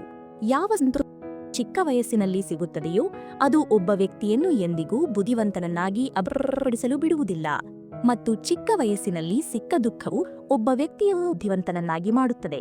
ವಿಭಾಗ 22. ನಂಬಿಕೆಯ ಪಾಠ. ವಿಶ್ವಾಸದ ಎಳೆ. ಯಾರನ್ನು ನೀವು ಕುರುಡಾಗಿ ನಂಬುತ್ತೀರೋ ಅವರೇ ನಿಮ್ಮ ಕಣ್ಣುಗಳನ್ನು ತೆರೆಯುತ್ತಾರೆ. ನೀವು ಪ್ರಯೋಜನವನ್ನು ತೆಗೆದುಕೊಳ್ಳಲು ಬಯಸಿದರೆ ಪ್ರತಿ ಅವಕಾಶದ ಪ್ರಯೋಜನವನ್ನು ಆದರೆ ಯಾರಾದರೂ ತೊಂದರೆಯಲ್ಲಿರುವಾಗ ಎಂದಿಗೂ ಯಾರ ವಿಶ್ವಾಸವನ್ನು ಮುರಿಯಬೇಡಿ, ಏಕೆಂದರೆ ಒಮ್ಮೆ ಎಳೆ ಮುರಿದರೆ ಅದು ಸೇರಿಕೊಳ್ಳುತ್ತದೆ, ಆದರೆ ಅದರಲ್ಲಿ ಗಂಟುಗಳು ಉಳಿದ. ಜೀವನದಲ್ಲಿ ಪ್ರತಿಯೊಬ್ಬರ ಕೊರತೆಯಾಗಲು ಯಾವಾಗಲೂ ಅನಿವಾರ್ಯವಿಲ್ಲ, ಏಕೆಂದರೆ ಪ್ರತಿಯೊಬ್ಬರು ಅಗತ್ಯಗಳನ್ನು ಪೂರೈಸಬಹುದು, ಆದರೆ ಯಾರ ಕೊರತೆಯನ್ನು ಯಾರೂ ಪೂರೈಸಲಿಲ್ಲ. ನೋವು ತಾನಾಗಿಯೇ ಕಡಿಮೆಯಾಯಿತು ಯಾವಾಗ ಪ್ರೀತಿಪಾತ್ರರು ಇದ್ದರು. ತಮ್ಮ ಗುರಿಯನ್ನು ತಿಳಿದಿದ್ದಾರೋ ಅವರು ಜನರು ಏನು ಹೇಳುತ್ತಾರೆ ಎಂಬುದರ ಬಗ್ಗೆ ಹೆಚ್ಚು ಗಮನ ಮತ್ತು ತಮ್ಮ ಕೆಲಸದಲ್ಲಿ ನಿರತರಾಗಿರುತ್ತಾರೆ ಮತ್ತು ತಮ್ಮ ಗುರಿಯನ್ನು ಸಾಧಿಸುತ್ತಾರೆ. ಆದರೆ ಇತರರು ಏನು ಹೇಳುತ್ತಾರೆ ಎಂಬುದರಿಂದ ಪ್ರಭಾವಿತರಾಗುವ ಜನರು ಅವರು ಇತರರಿಗಲ್ಲದೆ ತಮ್ಮಿಗೂ ಹಾನಿ ಮಾಡುತ್ತಾರೆ. ವಿಭಾಗ 23. ಬಾವಿಯ ಅಸಾಧ್ಯದ ಸಾಧನೆ. ಒಂದು ಹಳ್ಳಿಯಲ್ಲಿ ಇಬ್ಬರು ಮಕ್ಕಳು ಸ್ನೇಹಿತರಾಗಿದ್ದರು. 8 ವರ್ಷ ವಯಸ್ಸಾಗಿತ್ತು ಮತ್ತು ಇನ್ನೊಬ್ಬನಿಗೆ 10 ವರ್ಷ ವಯಸ್ಸಾಗಿತ್ತು. ಮಕ್ಕಳ ಸ್ನೇಹವು ದಿನದಿಂದ ದಿನಕ್ಕೆ ಬಲಗೊಳ್ಳುತ್ತಿತ್ತು. ಇಬ್ಬರೂ ಒಟ್ಟಿಗೆ ಶಾಲೆಗೆ ಹೋಗುತ್ತಿದ್ದರು. ಅವರು ಆಟವಾಡಲು ಹೋಗುತ್ತಿದ್ದರು. ಒಂದು ದಿನ ಇಬ್ಬರು ಮಕ್ಕಳು ಚೆಂಡಿನೊಂದಿಗೆ ಇದ್ದರು. ಆಟವಾಡುತ್ತಾ ಅವರು ಹಳ್ಳಿಯಿಂದ ದೂರ ಹೋದರು ಮತ್ತು ಒಂದು ನಿರ್ಜನ ಪ್ರದೇಶವನ್ನು ತಲುಪಿದರು. ಆ ಹಳ್ಳಿಯ ಹೊರಗೆ ಬಾವಿಯಿತ್ತು, ಅದು ಒಣಗಿ ಹೋಗಿತ್ತು ಮತ್ತು ಅವರ ಚೆಂಡು ಆ ಹಳೆಯಬಿತ್ತು. ಈಗ 10 ವರ್ಷದ ಮಗು ಕಾಯಿರಿ ನಾನು ಚೆಂಡನ್ನು ಹೊರತೆಗೆಯುತ್ತಿತ್ತು ಮತ್ತು ಈ ಆತುರ ಮತ್ತು ಆತುರದಲ್ಲಿ ಅವನು ಬಾವಿಗೆ ಬಿದ್ದನು. ಚೆಂಡು ಹೊರಬರಲಿಲ್ಲ, ಆದರೆ ಮಗು ಸಹ ಬಾವಿಗೆ ಹೋಯಿತು. ಈಗ ಚಿಕ್ಕ ಮಗು ಹೆದರಿತು. ಅವನು ಹೋಗಿ ಮುಂದೆ ಏನಾಗುತ್ತದೆ ಎಂದು ಯೋಚಿಸಿ, ಕುಟುಂಬ ಸದಸ್ಯರು ನನ್ನನ್ನು ತುಂಬಾ ಬೈಯುತ್ತಾರೆ, ಅವನ ಜೀವ ಹೋಗುತ್ತದೆ, ಕಲು ಸಾಧ್ಯವಾಗುವುದಿಲ್ಲ. ಅಂತಹ ಅನೇಕ ನಕಾರಾತ್ಮಕ ಆಲೋಚನೆಗಳು ಅವನ ಮನಸ್ಸಿನಲ್ಲಿ ಬರುತ್ತಿದ್ದವು. ಒಳಗೆ ಮಗು ನನ್ನನ್ನು ಉಳಿಸಿ ಎಂದಿತ್ತು ಮತ್ತು ಹೊರಗೆ ನಿಂತಿದ್ದ ಮಗು ಕೂಗುತ್ತಿತ್ತು. ಅವರು ನನ್ನನ್ನು ಉಳಿಸಿ ಎಂದು ಹೇಳುತ್ತಿದ್ದರು, ಆದರೆ ಅದು ನಿರ್ಜನ ಪ್ರದೇಶವಾಗಿದ್ದರಿಂದ ಯಾರೂ ಅವರ ಧ್ವನಿಯನ್ನು ಕೇಳಲು ಸಾಧ್ಯವಾಗಲಿಲ್ಲ ಮತ್ತು ದೂರದಲ್ಲಿ ಯಾರೂ ಕಾಣಲಿಲ್ಲ. ಚಿಕ್ಕ ಮಗು ಇಲ್ಲಿ ಓಡಿತು ಮತ್ತು ಇಲ್ಲಿ ಮತ್ತು ಅಲ್ಲಿ ನೋಡಿತು, ಆದರೆ ಯಾರಿಲ್ಲ. ಈಗ ಒಳಗಿದ್ದ ಮಗುವಿನ ಗಟ್ಟಿಯಾದ ಕೂಗಿನಿಂದ ಅವನ ನತ್ತಿತ್ತು. ಯಾವುದೇ ಶಬ್ದ ಬರುತ್ತಿರಲಿಲ್ಲ. ಉಸಿರಾಟವು ಕಷ್ಟಕರ ಮತ್ತು ಸುತ್ತಲೂ ನೀರು ಸಿಗಲಿಲ್ಲ. ಏನು ಮಾಡಬೇಕು ಎಂದು ಅಂಬಿಕವಾಗುತ್ತಿರಲಿಲ್ಲ. ಆಗ ಅವನು ದೂರದ ಪೊದೆಯ ಬಳಿ ಒಂದು ಹಗ್ಗ ಮತ್ತು ಬಕೆಟ್ ಇರಿದನು. ಮಗು ಓಡಿ ಹೋಗಿ ಅದನ್ನು ತಂದಿತು. ಅವನು ಹೋಗಿ ಬಕೆಟನ್ನು ರೊಂದಿಗೆ ಕಟ್ಟಿದನು ಮತ್ತು ಹಗ್ಗವನ್ನು ಬಾವಿಯೊಳಗೆ ಎಸೆದನು. 10 ವರ್ಷದ ಮಗುವಿಗೆ ಮೇಲೆ ಬಾ, ನಾನು ನಿನ್ನನ್ನು ಎಳೆಯುತ್ತೇನೆ ಎಂದು ಹೇಳಿದನು. ಒಳಗೆ ಮಲಗಿದ್ದ ಮಗು ನಿನಗೆ ಹುಚ್ಚು ಹಿಡಿದಿದೆಯೇ ಎಂದು ಹೇಳಿತು. ನೀನು ಸಹ ಬೀಳುತ್ತೀಯಾ, ಎಳೆಯಬೇಡಿ, ಇದು ಸಾಧ್ಯವಿಲ್ಲ. ಆ 8 ವರ್ಷದ ಮಗು ಇಲ್ಲ, ನಾನು ಮಾಡುತ್ತೇನೆ, ಮೇಲೆ ಬಾ ಎಂದು ಹೇಳಿತು. ಆ 8 ವರ್ಷದ ಮಗು ತನ್ನ ಕೈಲಾದಷ್ಟು ಪ್ರಯತ್ನಿಸಿತು. ಅವರ ಗಂಟಲು ಒಣಗಿತ್ತು, ಅವನಿಗೆ ಬಾಯಾರಿಕೆಯಾಗುತ್ತಿತ್ತು, ಪರಿಸ್ಥಿತಿ ಕೆಟ್ಟದಾಗಿತ್ತು. ಆದರೆ ಆದಾಗ್ಯೂ ಅವನು ತನ್ನ ಸಂಪೂರ್ಣ ಶಕ್ತಿಯಿಂದ ಹಗ್ಗವನ್ನು ಎಳೆದನು ಮತ್ತು ಮಗುವನ್ನು ಹೊರತೆಗೆದನು. ಈಗ ಮಗು ಹೊರಡುವಷ್ಟರಲ್ಲಿ ರಾತ್ರಿಯಾಗಿತ್ತು. ಈಗ ಇಬ್ಬರು ಹಳ್ಳಿಯ ಕಡೆಗೆ ಹೋಗುತ್ತಿದ್ದರು. ಇಬ್ಬರೂ ಹಳ್ಳಿಯನ್ನು ತಲುಪಿದಾಗ ಜನಸಮೂಹ ಸೇರಿ ಇಬ್ಬರ ಪೋಷಕರು ಅಳುತ್ತಿದ್ದರು. ಗ್ರಾಮಸ್ಥರು ಮಕ್ಕಳು ಸಿಗುತ್ತಾರೆ ಎಂದು ಹೇಳುತ್ತಿದ್ದರು, ಆದರೆ ಅವರು ಎಲ್ಲಿಯೂ ಸಿಗಲಿಲ್ಲ. ಆದ್ದರಿಂದ ಎಲ್ಲರೂ ಚಿಂತಿತರಾಗಿದ್ದರು. ಈ ಇಬ್ಬರು ಹಳ್ಳಿಯ ಕಡೆಗೆ ಬರುತ್ತಿರುವುದನ್ನು ನೋಡಿದಾಗ ಎಲ್ಲರೂ ಸಂತೋಷಪಟ್ಟರು. ಈಗ ಎಲ್ಲಿಗೆ ಹೋಗಿದ್ದೀರಿ ಎಂದು ಕೇಳಲು ಶುರು ಮಾಡಿದರು. ಈ ಮಕ್ಕಳಿಗೆ ಏನು ಹೇಳಬೇಕು ಆಗುತ್ತಿರಲಿಲ್ಲ. ಅವರು ಸತ್ಯವನ್ನು ಹೇಳಿದರೆ ಅವರಿಗೆ ಹೊಡೆತ ಬೀಳುತ್ತದೆ. ಅವರು ತುಂಬಾ ದೂರ ಹೋಗಿದ್ದರು ಮತ್ತು ಬಾವಿಗೆ ಬಿದ್ದಿದ್ದರು ಮತ್ತು ಅವರು ಸುಳ್ಳು ಹೇಳಿದರೆ ಏನು ನೆಪ ಅವರ ಮೆದುಳು ಕೆಲಸ ಮಾಡುತ್ತಿರಲಿಲ್ಲ. ಪರಿಸ್ಥಿತಿ ಹೀಗಿತ್ತು ಮತ್ತು ಅವರು ಇಡೀ ದಿನ ಚಿಂತಿತರಾಗಿದ್ದರು. ಈಗ ಇಬ್ಬರೂ ಸತ್ಯವನ್ನೂ ಹೇಳಿದರು. ಚಿಕ್ಕ ಮಗು ಅವನು ಬಿದ್ದಿದ್ದನು. ನಂತರ ನಾನು ಅವನನ್ನು ಹಗ್ಗದಿಂದ ಎಳೆದು ಹೊರತೆಗೆದೆ ಎಂದು ಹೇಳಿತು. ಈಗ ಅವನು ಇದನ್ನು ಹೇಳಿದ ತಕ್ಷಣ ಜನರು ನಗಲು ಶುರು ಮಾಡಿದರು. ನಿನಗೆ ಹುಚ್ಚು ಹಿಡಿದಿದೆಯೇ? ನೀನು ಒಂದು ನೀರನ್ನು ಸಹ ಎಳೆಯಲು ಸಾಧ್ಯವಿಲ್ಲ. ನೀನು ಆ 10 ವರ್ಷದ ಮಗುವನ್ನು ಹೊರತೆಗೆದೆ? ಜನರು ಆ ಮಗುವನ್ನು ಗೇಲಿ ಮಾಡಲು ಶುರು ಮಾಡಿದರು. ಆಗ ಆ ಹಳ್ಳಿಯ ಅತಿ ಹಿರಿಯ ವ್ಯಕ್ತಿ, ಅಲ್ಲಿನ ಸರ್ಪಂಚನಾಗಿದ್ದವನು, ಈ ಮಗು ಸತ್ಯವನ್ನು ಹೇಳುತ್ತಿದೆ. 10 ವರ್ಷದ ಮಕ್ಕಳನ್ನು ಹೊರತೆಗೆಯಲು 8 ವರ್ಷಕ್ಕೆ ಸಾಧ್ಯವಾಯಿತು ಎಂದು ಹೇಳಿದನು. ಈಗ ಇದಕ್ಕೆ 2 ಕಾರಣಗಳಿವೆ. ಮೊದಲನೆಯದಾಗಿ, ಅವನಿಗೆ ಬೇರೆ ಆಯ್ಕೆ ಇರಲಿಲ್ಲ. ಅವನನ್ನು ಹೊರತೆಗೆಯದಿದ್ದರೆ ಅವನು ಸಾಯುತ್ತಾನೆ ಎಂದು ಅವನಿಗೆ ತಿಳಿದಿತ್ತು. ಮತ್ತು ಎರಡನೆಯದಾಗಿ, ಅವನ ಸುತ್ತಲೂ ಯಾರೂ ಇರಲಿಲ್ಲ. ನಿನಗೆ ಸಾಧ್ಯವಾಗುವುದಿಲ್ಲ ಎಂದು ಹೇಳಲು ಯಾರೂ ಇರಲಿಲ್ಲ. ಅದಕ್ಕಾಗಿಯೇ ಸತ್ಯವನ್ನು ಹೇಳುತ್ತಿದೆ. ಜೀವನದಲ್ಲಿ ನೀವು ಯಶಸ್ಸನ್ನು ಸಾಧಿಸಲು ಬಯಸಿದರೆ ಈ ವಿಷಯವನ್ನು ಮೊದಲನೆಯದಾಗಿ, ನಿಮಗೆ ಬೇರೆ ಯಾವುದೇ ಆಯ್ಕೆ ಉಳಿದಿಲ್ಲ. ನೀವು ಆ ಕೆಲಸವನ್ನು ಮಾಡಲೇಬೇಕು. ಮತ್ತು ನಿಮ್ಮ ಸುತ್ತಮುತ್ತಲಿನ ಜನರು ನಿಮಗೆ ಸಾಧ್ಯವಾಗುವುದಿಲ್ಲ ಎಂದು ಹೇಳಲು ಶುರು ಮಾಡಿದಾಗ ಗುಡರಾಗಿ ಅವರ ಮಾತುಗಳನ್ನು ಕೇಳಬೇಡಿ. ವಿಭಾಗ 24 ಸತ್ಯ ಧರ್ಮದ ಮಾರ್ಗ. ಜಗತ್ತು ನಿಮ್ಮನ್ನು ಬಯಸುವಂತೆ ಏನನ್ನಾದರೂ ಮಾಡಿ. ಶ್ರೀಕೃಷ್ಣನು ಹೇಳುತ್ತೆ, ನೀವು ಯಾವುದೇ ವ್ಯಕ್ತಿಯನ್ನು ಹೆಚ್ಚು ಸುಧಾರಿಸಲು ಪ್ರಯತ್ನಿಸಿದರೆ ಅವನು ನಿಮ್ಮ ಶತ್ರುವಾಗುತ್ತಾನೆ. ಯಾವಾಗಲೂ ನೀರಿನಲ್ಲಿ ಒಂದು ಹನಿ ಎಣ್ಣೆಯಂತೆ ಇರುತ್ತದೆ. ನೀವು ಎಷ್ಟು ನೀರು ಸುರಿದರೂ ಅದು ಮೇಲೆ ತೇಲುತ್ತದೆ. ನಾನು ಅಧರ್ಮದ ಮುಂದೆ ತಲೆಬಾಗಲು ಸಾಧ್ಯವಿಲ್ಲ. ನಾನು ಆತ್ಮವನ್ನು ಸುಡುವಂತಹ ಶೌರ್ಯದ ಅಖಂಡ ಭಾಗವಾಗಿದ್ದೇನೆ. ನಾನು ಶ್ರೀಕೃಷ್ಣನ ಸೇವಕ. ಪ್ರೀತಿಯಲ್ಲಿ ಬದುಕುವವರಿಗೆ ಮೋಸವನ್ನು ಅರ್ಥ ಮಾಡಿಕೊಳ್ಳಲು ಸಾಧ್ಯವಿಲ್ಲ ಮತ್ತು ಮೋಸದಲ್ಲಿ ಬದುಕುವಾರ ಪ್ರೀತಿಯನ್ನು ಎಂದಿಗೂ ಅರ್ಥ ಮಾಡಿಕೊಳ್ಳಲು ಸಾಧ್ಯವಿಲ್ಲ. ಯಾರು ಕೆಟ್ಟ ಪರಿಸ್ಥಿತಿಗಳಲ್ಲಿ ಬೀಳುವುದಿಲ್ಲವೋ ಮತ್ತು ಒಳ್ಳೆಯ ಪರಿಸ್ಥಿತಿಗಳಲ್ಲಿ ಸಿಕ್ಕಿ ಹಾಕಿಕೊಳ್ಳುವುದಿಲ್ಲವೋ ಅವರೇ ಶ್ರೇಷ್ಠ. ಅವನು ಎಲ್ಲವನ್ನೂ ಹೃದಯಕ್ಕೆ ತೆಗೆದುಕೊಳ್ಳುತ್ತಾನೆ. ಸ್ವೀಕಾರವು ಮನಸ್ಸಿನ ರೋಗ. ಇದು ಜಗತ್ತು. ಇದು ನಿಮ್ಮನ್ನು ತೊಂದರೆಗೊಳಿಸುತ್ತಲೇ ಇರುತ್ತದೆ. ಕಲಿಯಿರಿ. ಯಾರು ನಿಮ್ಮನ್ನು ಕಚ್ಚುತ್ತಾರೋ ಅವರೇ ನಿಮ್ಮನ್ನು ನೆಕ್ಕಲು ಶುರು ಮಾಡಿದಾಗ ಆಗ ಈಗ ನಿಮ್ಮ ಎಂದು ಅರ್ಥ ಮಾಡಿಕೊಳ್ಳಿ. ಎಲ್ಲವನ್ನೂ ತಿಳಿದಿದ್ದರೂ ನೀವು ತಪ್ಪಲು ತಪ್ಪು ಎಂದು ಕರೆಯಲು ಸಾಧ್ಯವಾಗದಿದ್ದರೆ ನೀವು ನಿಮ್ಮ ಹಕ್ಕುಗಳಿಗಾಗಿ ಎಂದಿಗೂ ಹೋರಾಡಲು ಸಾಧ್ಯವಿಲ್ಲ. ನಾವು ಮುರಿದಿದ್ದೇವೆ. ನಾವು ಮಾತನಾಡುವುದಿಲ್ಲ. ನಾವು ಮೌನವಾಗಿರಲು ಬಯಸುತ್ತೇವೆ. ನೀವು ಸಂತೋಷವಾಗಿ ಇಡಲು ನಿಮ್ಮ ಜೀವನವನ್ನು ಕಳೆಯುತ್ತೀರಿ. ಆದರೆ ನೀವು ಅವರನ್ನು ಸಂತೋಷವಾಗಿ ಇಡಲು ಸಾಧ್ಯವಾಗುವುದಿಲ್ಲ. ಅದಕ್ಕಾಗಿಯೇ ನಿಮಗಾಗಿ ನಿಮ್ಮ ಸೋಷಗಿ ಬದುಕಲು ಶುರು ಮಾಡಿ. ನಮ್ಮ ಪ್ರೀತಿಯ ವೀಕ್ಷಕರೇ, ಶ್ರೀಕೃಷ್ಣ ಪರಮಾತ್ಮನ ಈ ದಿವ್ಯ ಸಂದೇಶಗಳನ್ನು ಕೇಳಿದ ನಂತರ ನಿಮ್ಮ ಜೀವನದಲ್ಲಿ ಶಾಂತಿ ಮತ್ತು ಪ್ರೇರಣೆಯನ್ನು ತಂದುಕೊಳ್ಳಲು ಸಾಧ್ಯವಾಗುತ್ತದೆ ಎಂದು ನಾವು ನಂಬಿದ್ದೇವೆ. ಈ ಭಗವದ್ಗೀತೆಯ ಸಾರವು ಕೇವಲ ಬೋಧನೆಯಲ್ಲ, ಅದು ಜೀವನವನ್ನು ಸರಿಯಾದ ರೀತಿಯಲ್ಲಿ ನಡೆಸಲು ಮಾರ್ಗದರ್ಶನವಾಗಿದೆ. ನೀವು ಈ ವಿಚಾರಧಾರೆಗಳನ್ನು ಗೌರವಿಸಿದರೆ ದಯವಿಟ್ಟು ನಮ್ಮ ಪ್ರಯತ್ನವನ್ನು ಪ್ರೋತ್ಸಾಹಿಸಿ. ಈ ವಿಡಿಯೋವನ್ನು ಇಷ್ಟಪಟ್ಟು ನಿಮ್ಮ ಅಮೂಲ್ಯವಾದ ಅನಿಸಿಕೆಗಳನ್ನು ತಪ್ಪದೇ ಕಾಮೆಂಟ್ ವಿಭಾಗದಲ್ಲಿ ಹಂಚಿಕೊಳ್ಳಿ. ಇಂತಹ ಹೆಚ್ಚು ಆಧ್ಯಾತ್ಮಿಕ ಮತ್ತು ಜೀವನದ ಸತ್ಯಗಳನ್ನು ತಿಳಿಸುವಂತಹ ವಿಡಿಯೋಗಳಿಗಾಗಿ ನಮ್ಮ ಕನ್ನಡ ವಿಚಾರಧಾರೆಗಳು ವಾಹಿನಿಗೆ ಚಂದಾದಾರರಾಗಲು ಮರೆಯಬೇಡಿ. ನೀವು ಮತ್ತು ನಿಮ್ಮ ಕುಟುಂಬದವರು ಸದಾ ಆ ಪರಮಾತ್ಮನ ಕೃಪೆಗೆ ಪಾತ್ರರಾಗಿರಿ. ನಿಮ್ಮೆಲ್ಲರ ಜೀವನವು ಸಂತೋಷ, ನೆಮ್ಮದಿ ಮತ್ತು ಸದ್ದಿಯಿಂದ ತುಂಬಿರಲಿ. ತಮ್ಮ ಅಮೂಲ್ಯ ಸಮಯಕ್ಕಾಗಿ ಧನ್ಯವಾದಗಳು. ಧನ್ಯವಾದಗಳು. ಶುಭವಾಗಲಿ. ಜೈ ಶ್ರೀಕೃಷ್ಣ.